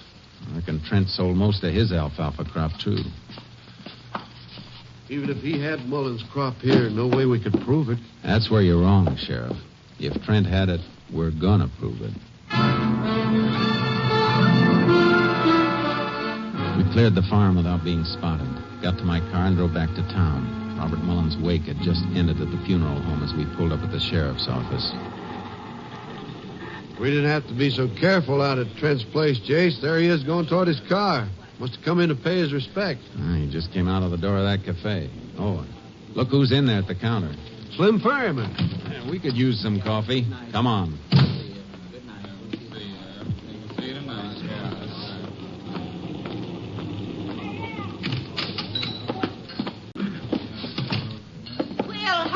Sheriff and Ranger. Howdy, May. How's the coffee? Try stirring it, and it'll fling the spoon right back at you. That sounds strong enough. Pour a couple. Yeah, all right.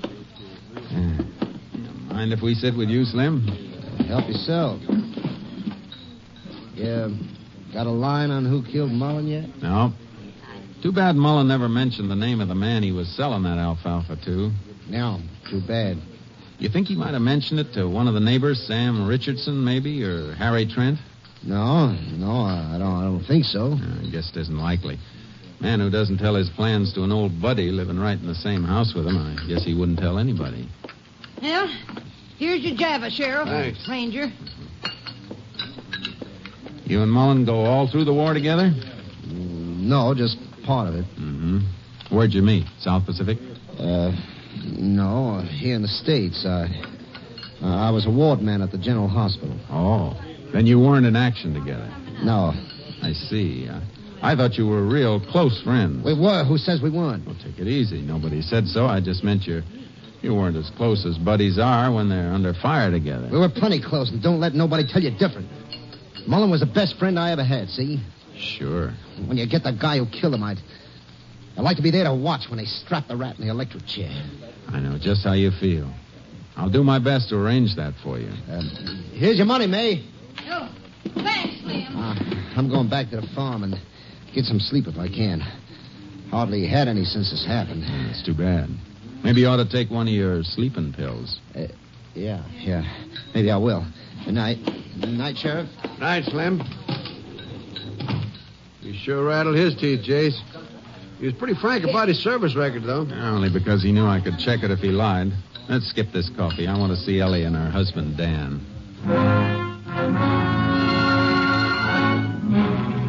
Ellie and Dan were keeping a lonesome night vigil beside the body of Robert Mullen. We beckoned Dan outside. What is it? I don't want to leave Ellie alone too long. I'm afraid you'll have to leave her alone for a while if you want to help us spring the trap on the man who killed your brother-in-law. You know who did it? I think so. I need your help to prove it. You gotta help her. What do you want? How much acreage did Mullen have in alfalfa? Looked like 7 or 8 acres. 8's right. You know how much it'd yield? About 2 ton to an acre, 16 ton all told. That's a good yield for this year. He took good care of his land. Why? I'll tell you in a minute. Sheriff, we saw Trent's alfalfa acreage.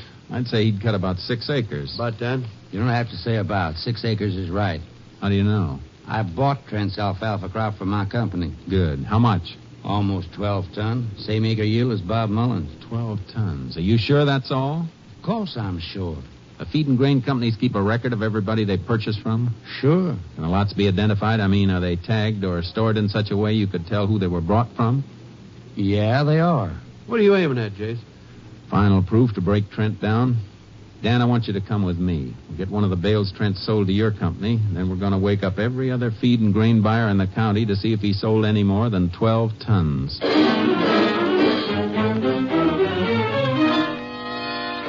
got what we were after.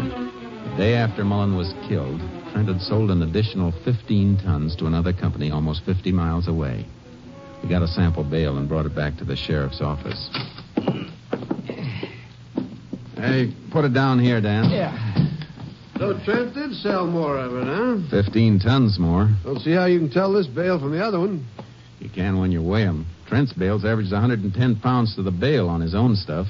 The bales in this second batch are tighter packed, about 140 pounds to the bale. Hey, wait a minute, Ranger. There's something else different, too. I just noticed. Look at the wire on the bales. Looks the same to me. Maybe, but you're not as used to seeing baling wire as I am. Wire on the bales Trent sold me is 16 gauge. Wire on this other bale is 14 gauge. Bob Mullen always used 14 gauge. Come on, Sheriff. Let's get Trent and make him talk. Once he opens up, we'll see where Slim Ferriman fits. Jace, I see the picture as clear as you do now, but how are we going to prove that this second batch of alfalfa was stolen from Mullen's place? We don't have to prove it. Trent's the one who has to do the proving. We do things big in Texas, but he's the first man who ever sold 27 tons of alfalfa from 6 acres. Let's go.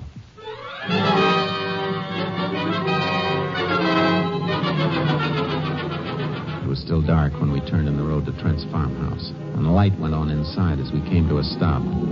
Trent came to the door. Oh, it's you fellers. I heard a car. You thought it was somebody else? No, I didn't know who it was. Oh, I thought you might be expecting Slim Ferriman. No. Why would Slim come here? Take a few lessons in farming, maybe? So you could show him how to raise 27 tons of alfalfa on 6 acres? You must have raised that much, Trent, because you sold that much. But 15 tons of it belonged to Mullen. He bailed heavier and used 14-gauge wire while you used 16-gauge. I bought Mullen's crop. Why would he sell it to you instead of his brother-in-law, Dan? I mean, I hauled it for him. He thought the price would be better someplace else. Not enough to haul it 50 miles. And besides, you made that sale yesterday, after Mullen was killed. I had to do it. I was in a trap. If I told you about it, Slim would have killed me. Did he kill Mullen? Were you an eyewitness? Yeah. I saw him do it. I never touched Mullen. Where's Slim now? I thought you were him when you drove up. He's coming here this morning. I got the check for Mullen's alfalfa, and Slim was going to pick it up and take it someplace for cashing. There's a car coming now, Jace. Handcuff Trent to the doorknob of that closet. Quick. Right. I didn't kill him. Up. Come on, Sheriff. Slim won't stop. He'll see my car as he makes the turn for the house. He saw it. He's turning around. Get his tires. That stopped him. He's running for it, Jace. Move off to that side. The car's shielding him. Right. Stop running, Slim. You can't beat a bullet. He ducked into the bonnet, Jace. Circle in from the side and keep the door covered. I'm going in after him. The gray of dawn was washing across the sky, but the barn was in deep shadow. I slipped in along the side wall and moved slowly toward the stalls. I didn't see what came at me. I just sensed it hurtling through the air, and I threw myself to the side, hit the ground, and fired. You get him, Jace? You all right? Yeah. He threw that sickle at me from the stall. I didn't see him. Don't even know how I hit him. I just felt it coming and fired. Mighty good aim. He's dead. So is Bob Mullen. Let's get Trent and take him in.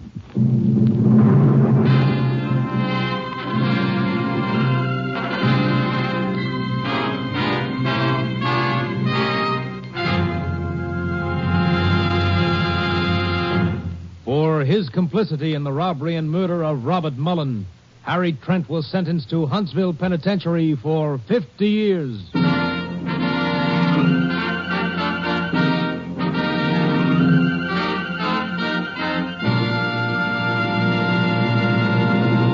And here again is the star of our show, Joel McCrea, with another interesting story about the Texas Rangers. The equipment of a Texas Ranger includes a pair of 6 guns, a rifle, a shotgun, and other weapons. Not to mention his horse trailer, automobile, and scientific crime detection apparatus. However, there's been a fictional addition to the equipment as the result of motion pictures. An addition that has the Rangers scratching their heads ruefully. It came to the attention of one Ranger recently as he passed 2 small boys on the street. The small fry turned to stare at him. The Ranger got quite a shock when he heard one of them say, "Oh, shucks. He ain't a real Texas Ranger. He ain't got a guitar." Well, such is the influence of modern fiction. But fortunately, the criminals know the truth. When they see a real Texas Ranger, they don't look for a guitar. They look for the quickest means of transportation. They want distance, not music. Good night, folks. See you next week. Next week, Joel McCrea in another authentic reenactment of a case from the files of the Texas Rangers.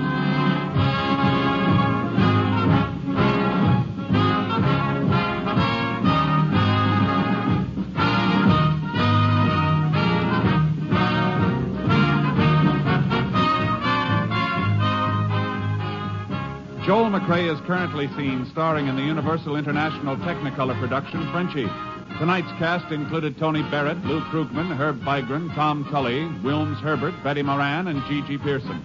This story was transcribed and adapted by Joel Murcott, and the program was produced and directed by Stacy Keach. Al Gibney speaking.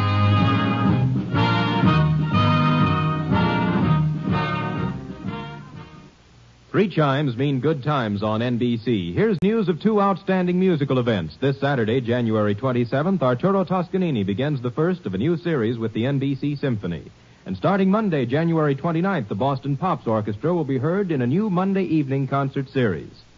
They call infantile paralysis the visible crippler. It strikes without mercy any place, anywhere. You can fight him with your dimes and dollars, though. Send them today to your local March of Dimes headquarters.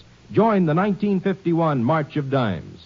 Remember, Arturo Toscanini once again conducts the symphony next Saturday on NBC.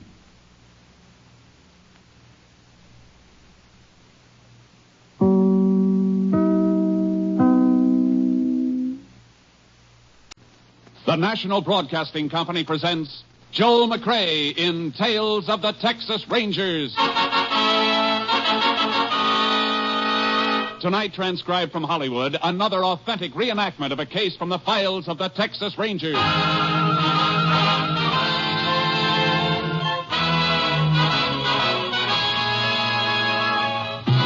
Tales of the Texas Rangers, starring Joel McCrea as Ranger Jace Pearson. Texas, more than 260,000 square miles. And 50 men who make up the most famous and oldest law enforcement body in North America.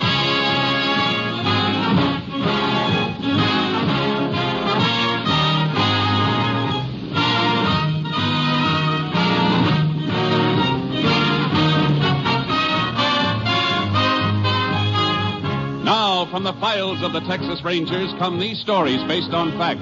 Only names, dates, and places are fictitious for obvious reasons. The events themselves are a matter of record.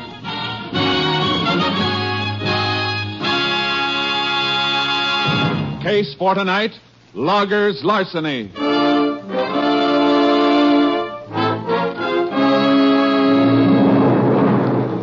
It is mid-afternoon, September 7th, 1938. Two loggers employed by the Gulf Lumber Company are marking timber near a lonely stretch of company logging road in the Piney Woods region of East Texas. There. Cutting crew ought to be able to see that, Mark. Yeah. Well, looks like that's the last decent stick left in this stand of timber, too. Plenty more trees in the woods. Come on, we'll cross the creek and start working that stand up on the other side of the road there. We're already marked an awful lot of trees today. I think my axe is heavier than yours. I could do with a breather. Yeah, catch it on the run then. Come on. You'll get used to that axe. I told you I'd make a logger out of you. Just stick with me, kid. I'll put muscles like this on your arms. Hair on your chest, iron in your fist. Yeah, if I live through it. Bull, I'm about done in. Oh, man, that creek sure looks good. Yeah, don't let it fool you. Ain't fit to drink down here. Sawdust pile at the mill poisoned it. Well, what do we do, Wade? Sure, ain't deep enough to swim, is it? Or do you want to ride across piggyback? Hey, Bull, look. Huh? Over there on the other side. Up there against that old cut-over stump. That's a car. Yeah, upside down, all smashed up. Well, come on. Somebody might be hurt. Hey, Bull, that's one of the company cars from the mill. Yeah, I see. Sure is wrecked, ain't it? Yeah. Hey, smell that gasoline. Tank's busted wide open.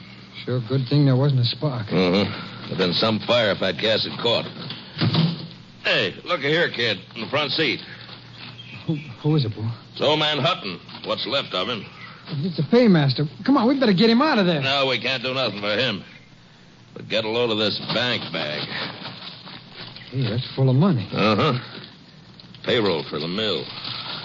Bull, what are you doing? What are you stuffing that money in your shirt for? Look, kid, we ain't been around here, understand? Hey, you've got no right to that money. Who's got a better one? Who's even going to know it's missing? Unless you shoot off your mouth. You twisted my arm. I'll twist your neck right off your shoulders if you let out one word. Bull, the law. Forget the law. Just remember you'll get the worst beating you ever had. You understand? Yeah, I understand. Yeah, that's being smart. Here, throw this sack back in the car while I get my shirt buttoned. But there's still some money left in it. Sure, all the coins and a few bills. No use being a hog, is there? Besides, this is going to look right. Throw it back in the car, I said. Sure, Bull. Sure. You got a match? Crazy Bull, a match with all that gasoline spilled around here? Wait and see how crazy. Give me a match. Okay. Here. There's only one left in the box. That's all you got? Yeah. Well, we'll make us some counting.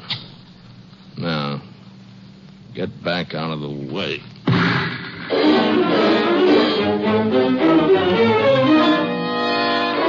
The frantic mill superintendent waited until evening to report the missing paymaster and money. Sheriff Stanton immediately contacted the Texas Rangers. An all-points bulletin for the apprehension of the man was sent out, and Ranger Jace Pearson was assigned to the case. He arrived at the mill with the sheriff early the next morning. Here's the mill office, Jace. Might as well start there. The quicker we can get a line on Hutton, the better. Yeah. If he's making a run for it, he's already got a big lead on us.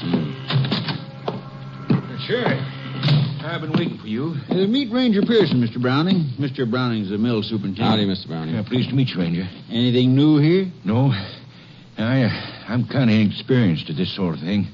I sure been waiting for you. The delay's my fault. It was nearly sunup when I met the sheriff. It took time enough for breakfast and to drag the bank teller out of bed. He says your man Hutton left the bank about a half hour after closing time yesterday. Yeah, they waited until the street doors were closed before they started making up Hutton's orders for mixed currency. They usually work it that way at the bank on paydays. $18,000 is a lot of money to count out, you know.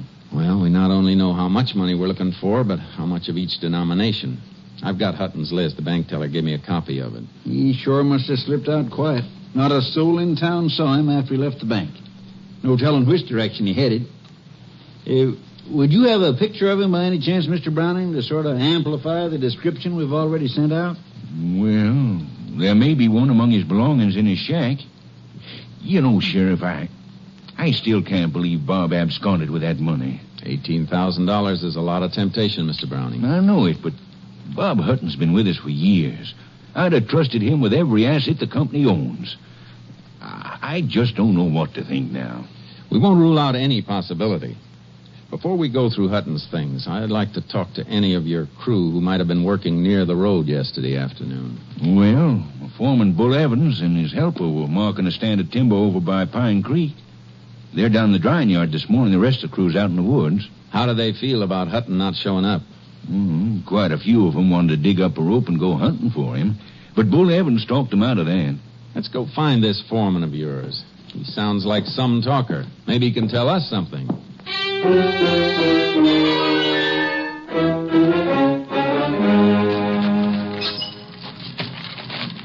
Put your shoulder to the dolly, kid. Here. Yeah, that's good. I will stack this load of sheathing beside that last bunch of 2-bys. Stand them on in and slide them in against the ridgepole there. Okay. This green stuff's as heavy as lead. Stack it up there straight. Want the whole blame rack to come down on top of you? What's the matter with you? You nervous? No, I ain't nervous. Give me a hand, won't you, Bull? Sure. There. Like I told you, keep your mouth shut and nothing will happen to you. Okay. Get that next stick now. Like that? Maybe we'll make a logger out of you yet. Bull, look, here comes the boss and a ranger. Yeah, and the sheriff. So what? Grab that next stick and remember what I told you about talking. Hello, boss. Sheriff, find old man Hutton on the payroll yet? Well, this is Ranger Pearson. Oh, howdy, Ranger. Ranger and the sheriff want to ask you and the boys some questions. Well, sure. Glad to help. Hey, kid, hold it a minute there, will you? Yeah, sure. I understand you were working somewhere near the road from town yesterday afternoon. No, we're working a stand over on Pine Creek. Sometimes it was near the road, sometimes it wasn't. Did you see anything of Hutton or the company car he was driving? We didn't see any car, did we, kid? No. Did you hear a car going either way on the road? Yeah, we didn't hear nothing. We didn't see nothing. I'm afraid you're barking up a wrong tree, Ranger. How's that, Bull? Old man Hutton wasn't crazy. He'd seen a chance at a lot of money, and he took it. He never headed back this way from town. You'll pick him up someplace long gone from here. All right, Bull. That's all. Yeah, come on, kid. Let's get back to work. Wait a minute. I haven't talked to your helper yet. Well, Bull told you. We didn't see nothing. I don't know nothing about that money. We're looking for a man right now, son. Not the money he was carrying. Are you as convinced as Bull here that he ran off with the company payroll? Well, Well, are you or aren't you? I don't know nothing about it, I tell you. What are you so nervous about? Well, nothing. I just don't know nothing about it. Look, son, maybe you don't know it, but there's a severe penalty for withholding information from the law in this state. If you do know anything about this case, anything at all, it's your duty to tell the ranger and me now. Well, Yeah?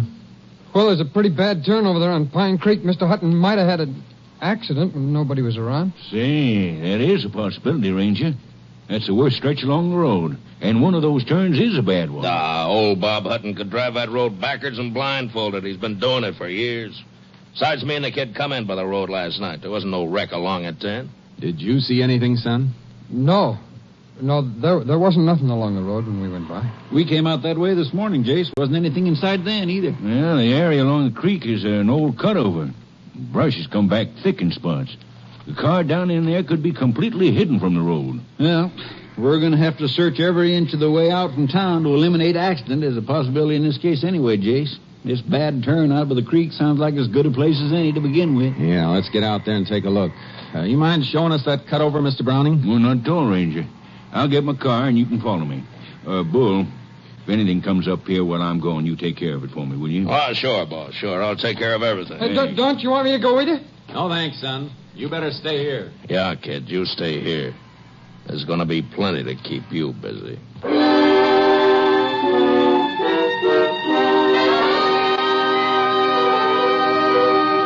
Roadside tracks and broken brush near the bad turn on Pine Creek were so faint we nearly missed them. The car itself was completely screened from the road by brush. It was badly burned and lay upside down on an open patch of grass. The body of its driver slumped near the wheel.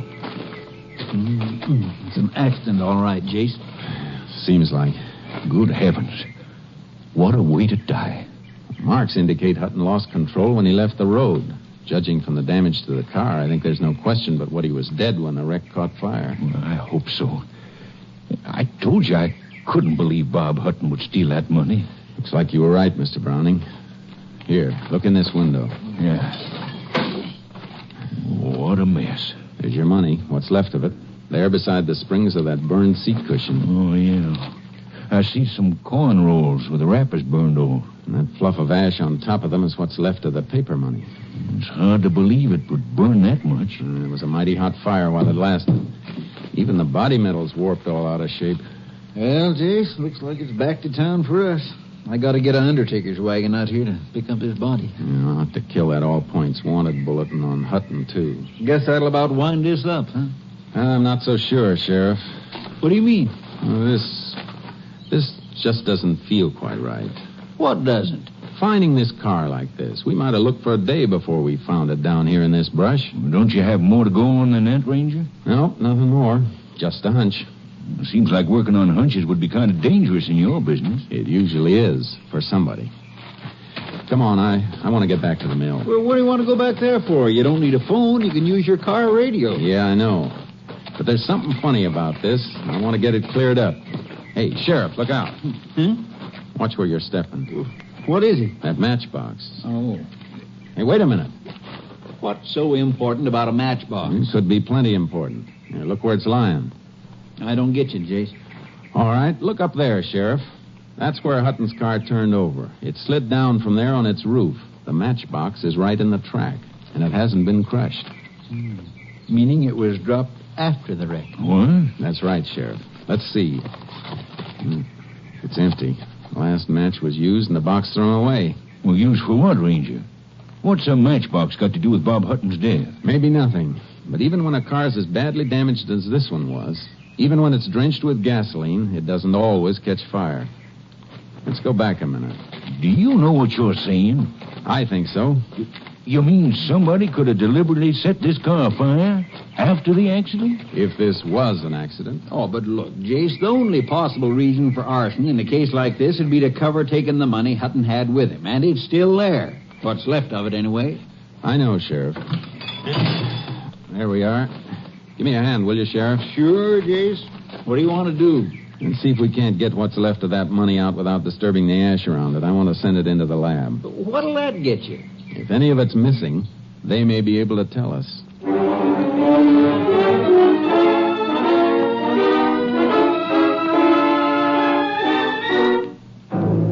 removed the remains of the charred money bag and its contents as carefully as possible and packed them for transfer to the laboratory. When we drove back to the mill yard, Bull Evans was just coming out of the office.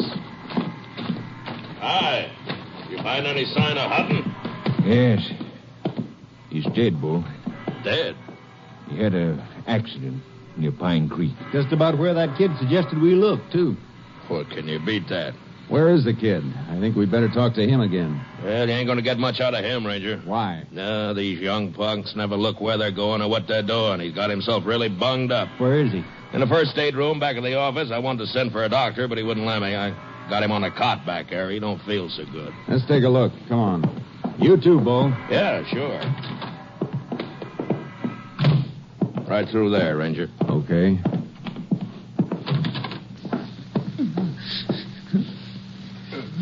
Easy, kid. Let's have a look at you. No. Leave me be. Why, his face is beat to a pulp. Bruises on his ribs and belly, too. What happened to you, son? Go away. You better answer the ranger, boy. What happened to you? Go on, kid. Tell him what happened. The drying rack. It fell on me.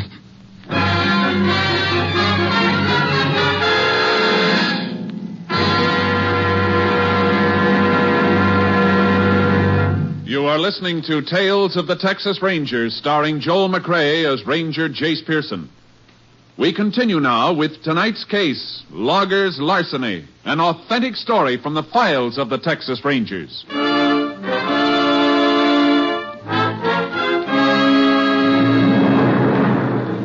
The kid was in no condition for further questioning. When we were unable to persuade him to submit to medical treatment, the sheriff and I returned to town and had a talk with the justice of the peace. The next morning, the sheriff attended Hutton's inquest while I waited in his office for a call from our lab at Austin. It had just come through when the sheriff returned. Sorry to be so long, Jace. Oh, I was comfortable, Sheriff. You got a nice office. Thanks. Inquest over? Yeah. Death by natural causes, I suppose. Yeah, failure of the heart.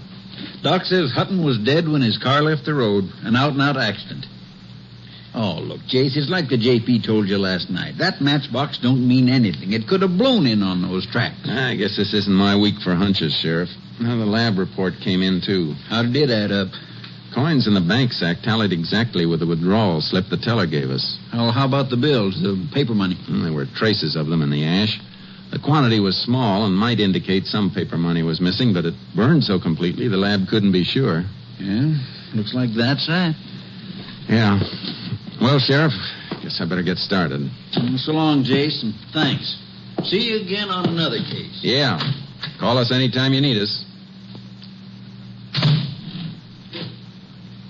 You know, Sheriff, it still doesn't feel right. You know, Jace, it doesn't to me either. There's that matchbox. Sure, it could have blown in there, but that kid at the mill. Yeah? What about the kid? If he had a hunch Hutton's car was wrecked and where it might be, why didn't he tell his boss that as soon as he and Bull came in from the timber? Yeah, that's right. As it was, he didn't tell us till we dragged it out of him. That turn out there didn't have anything to do with Hutton's death. His heart quit. He could have gone over the edge anywhere along the road. Yeah, but, Jace, he did go over at that turn. Sure he did. And that's why the kid couldn't have known the car was there unless he'd seen it. Then Bull Evans and the kid were lying. But why? That's what we're going to find out. That and why the drying rack fell on the kid. Kind of funny two accidents should happen so close together. Come on, Sheriff.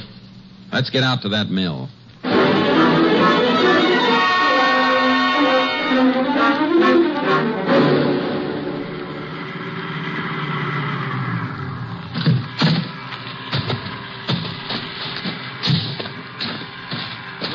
Sheriff, I didn't look for you and Ranger Pearson back. Something new come out? Not exactly, Mr. Browning. Just a few loose ends.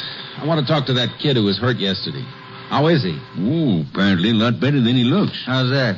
He was up for breakfast this morning. Insisted he was in shape to work. In shape to work? That's what he claimed. Well, that kid was in shape for a hospital. Bull banked him up. He'd been taking care of him. I guess he ought to know. They around the yard here? Well, Bull didn't figure the kid was quite up to yard work. They went out with a felon crew. Together? Sure. Bull said he'd watch after the kid. Oh, he did, huh? Where are they? Up in the northeast quarter of Section 3 someplace, about 4 miles out. Come on, Sheriff. We better get out there. That kid was in no condition to work. Well, you can't make it in a car. We haven't got our access road to that section finished yet. You got any horses here? Yeah, the one I use for making my rounds of the cruise is saddled up out back. Bring it around for the sheriff. I'll get my horse unloaded from the trailer. Right away, Ranger. Come on, Sheriff. Get on the other side of that end gate, will you? Sure. You think that kid's in any danger, Jace? What do you think? I'm beginning to think so. So am I. Oh, back out, Darky. Steady, boy. Easy, easy, boy. Here you are, Sheriff. Stirrups ought to be about right. Thanks, Mr. Browning. Now, you take that work road at the corner of the yard. You begin to hit some of the crew out at the end of it. They can tell you just where Bull and his helper is. Thanks. Let's go, Sheriff. Up, Charles. Come on, pick him up, boys.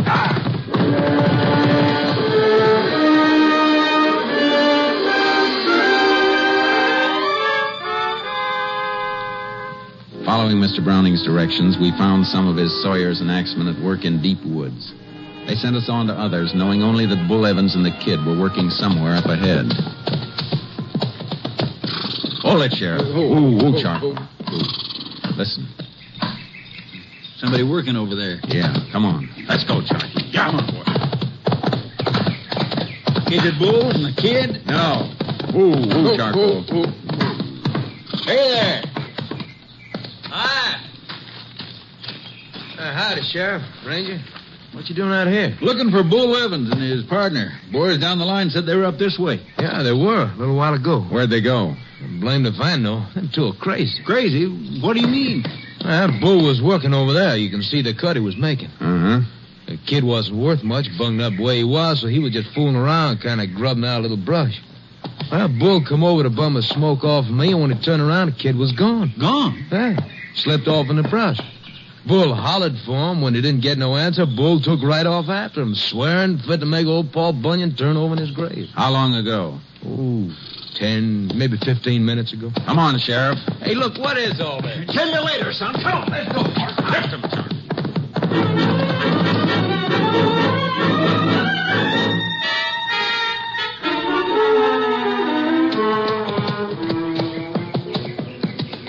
Here's the tracks again, on this soft ground. Yeah. Ooh, Charcoal. Wait a minute, Sheriff. Steady, boy. What do you make of it, Jace? I don't like it. Where do you suppose that kid's heading? Yeah, beats me. Wherever it is, he's sure heading there in a straight line and hard as he can go. Yeah, with Bull apparently right behind him. Makes about as little sense as that drying rack falling on him yesterday or Bull talking him into reporting for work this morning. What's between the two of them? That's what we got to find out. Tracking us too slow. We're losing too much time. That's pretty thick timber ahead. It ought to slow him up some. Won't be much to follow when we get in there in those pine needles either. Jace, maybe we better split, sort of spread out. That way we'll be... Hey, hear that? Somebody in there's got a gun. Come on. Get up, Charcoal. Come, go. You know, I'm betting it's Bull. Sounds like the shots are in the middle of that timber stand. It's a bad place to work blind, Jace. Yeah. You might miss him complete in there. Possible. Look, Sheriff. You cut around the timber the other edge in case somebody breaks out in the clear in that direction. I'll head straight for the sound of those shots. Try to box him in, huh? Worth a try. Come on, Charlie. Come on, Timber Horse. Let's go.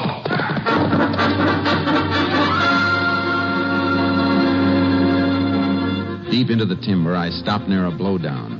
A huge living pine tree blown over onto the ground. I wanted to listen for movement, but I knew an armed man was somewhere ahead of me, and Charcoal seemed to sense my tenseness. Whoa, Charcoal. Steady, boy, steady. Take it easy, Charky. Confound it, what are you shying away from? Whoa, boy. All right. Crawl out from under that blowdown. No, don't shoot. Nobody's going to shoot, kid. Crawl out of there. No, get away, will you? Leave me be. He'll kill me if he finds me. Get hold of yourself, kid. Who'll kill you? What for? Bull. He almost caught me. You're all right now, son. Come on out. He shot at me. I crawled in there and he lost me. He ran on past. I heard him. But he'll be back. You better tell me why he's after you. Come on, spill it quick. I saw him take the money. From Hutton's wrecked car? Yeah, we came down to the creek and there it was. He took the money and threw a match into the gasoline. He burned the car. Mr. Hutton's still in it. Come on, settle down. Take it easy. Hutton was dead when his car left the road. Why didn't you tell us about this yesterday when we asked you? Well, I tried to tell you, but Bull was standing there watching, listening. And look what happened to me afterwards. That accident at the drying rack? The accident. He pushed the rack over to make it look that way. Afterwards, he beat me and almost killed me. Came close enough. Why didn't you sneak out to Mr. Browning with your story last night? I never got a chance. Bull got a gun out of his possibles bag and kept it under his blanket all night, pointed at me. He never slept a wink. I had to get up this morning and make it look like I wanted to come out here to work with him. Why'd you head in this direction when you made your break this morning? Well, I figured if I could get to the money and get it back to Mr. Browning, this would all be over, and, well, then I'd be safe. You know where the money is? Yeah, it's in an old stump in a draw between here and the road. Come on. Charcoal will carry double. We got some riding to do. I could understand the kid's terror. A professional criminal knows the odds against him and seldom goes beyond a certain limit. An amateur is like a man in quicksand, more desperate with every step and more dangerous. That's the stump right over there. Oh, Charlie. Oh, boy. There's a hollow on the other side of it.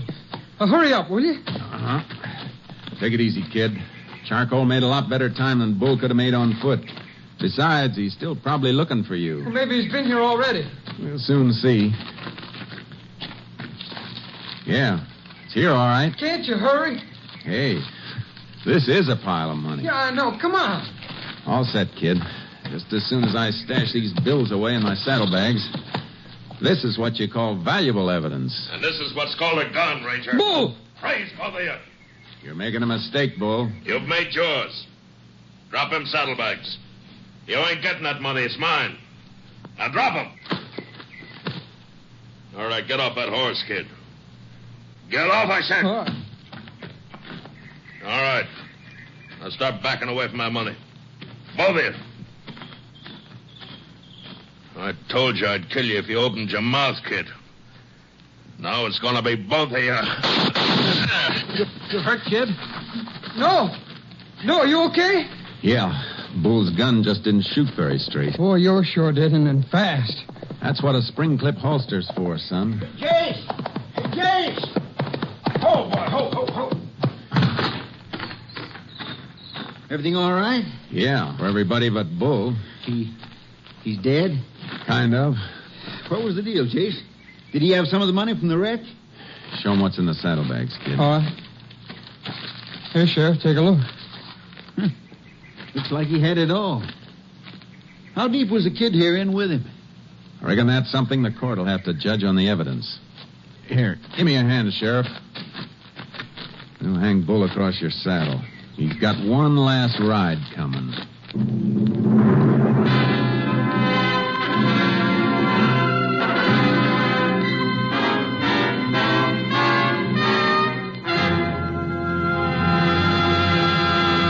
On November 12th, 1938, the kid was arraigned before the county court and found innocent of willful complicity in the theft from the paymaster's wrecked car.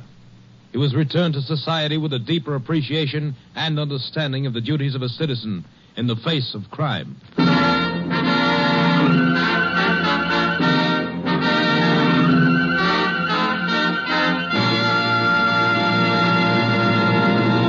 And here again is the star of our show, Joel McCrea. You know, we're awfully grateful to you people for the nice letters you've sent in.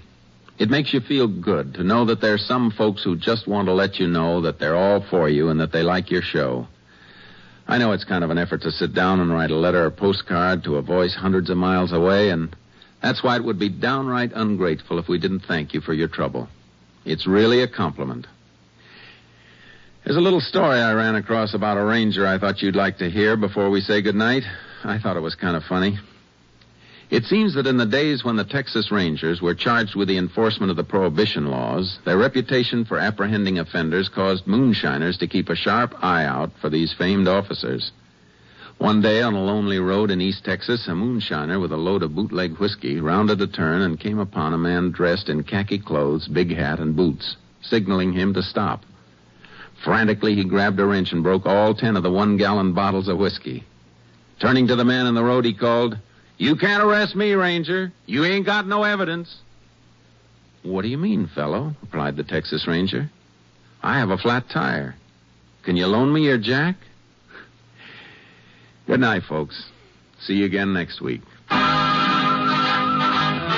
Next week, Joel McCrea in another authentic reenactment of a case from the files of the Texas Rangers.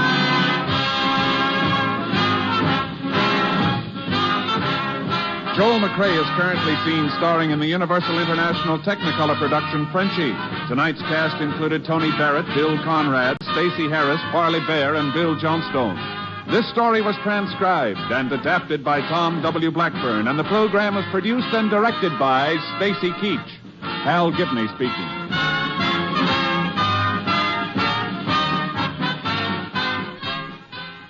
Three chimes mean good times on NBC. Monday is for music, the best in music on NBC. Tomorrow evening, the telephone hour brings you contralto Marian Anderson as guest soloist. And for a melodic blend of light classical and classical music, you're invited to the second concert in a new Monday evening series by the Boston Pops under the baton of Arthur Fiedler. Now, Jack Parr with the $64 question for more good times on NBC.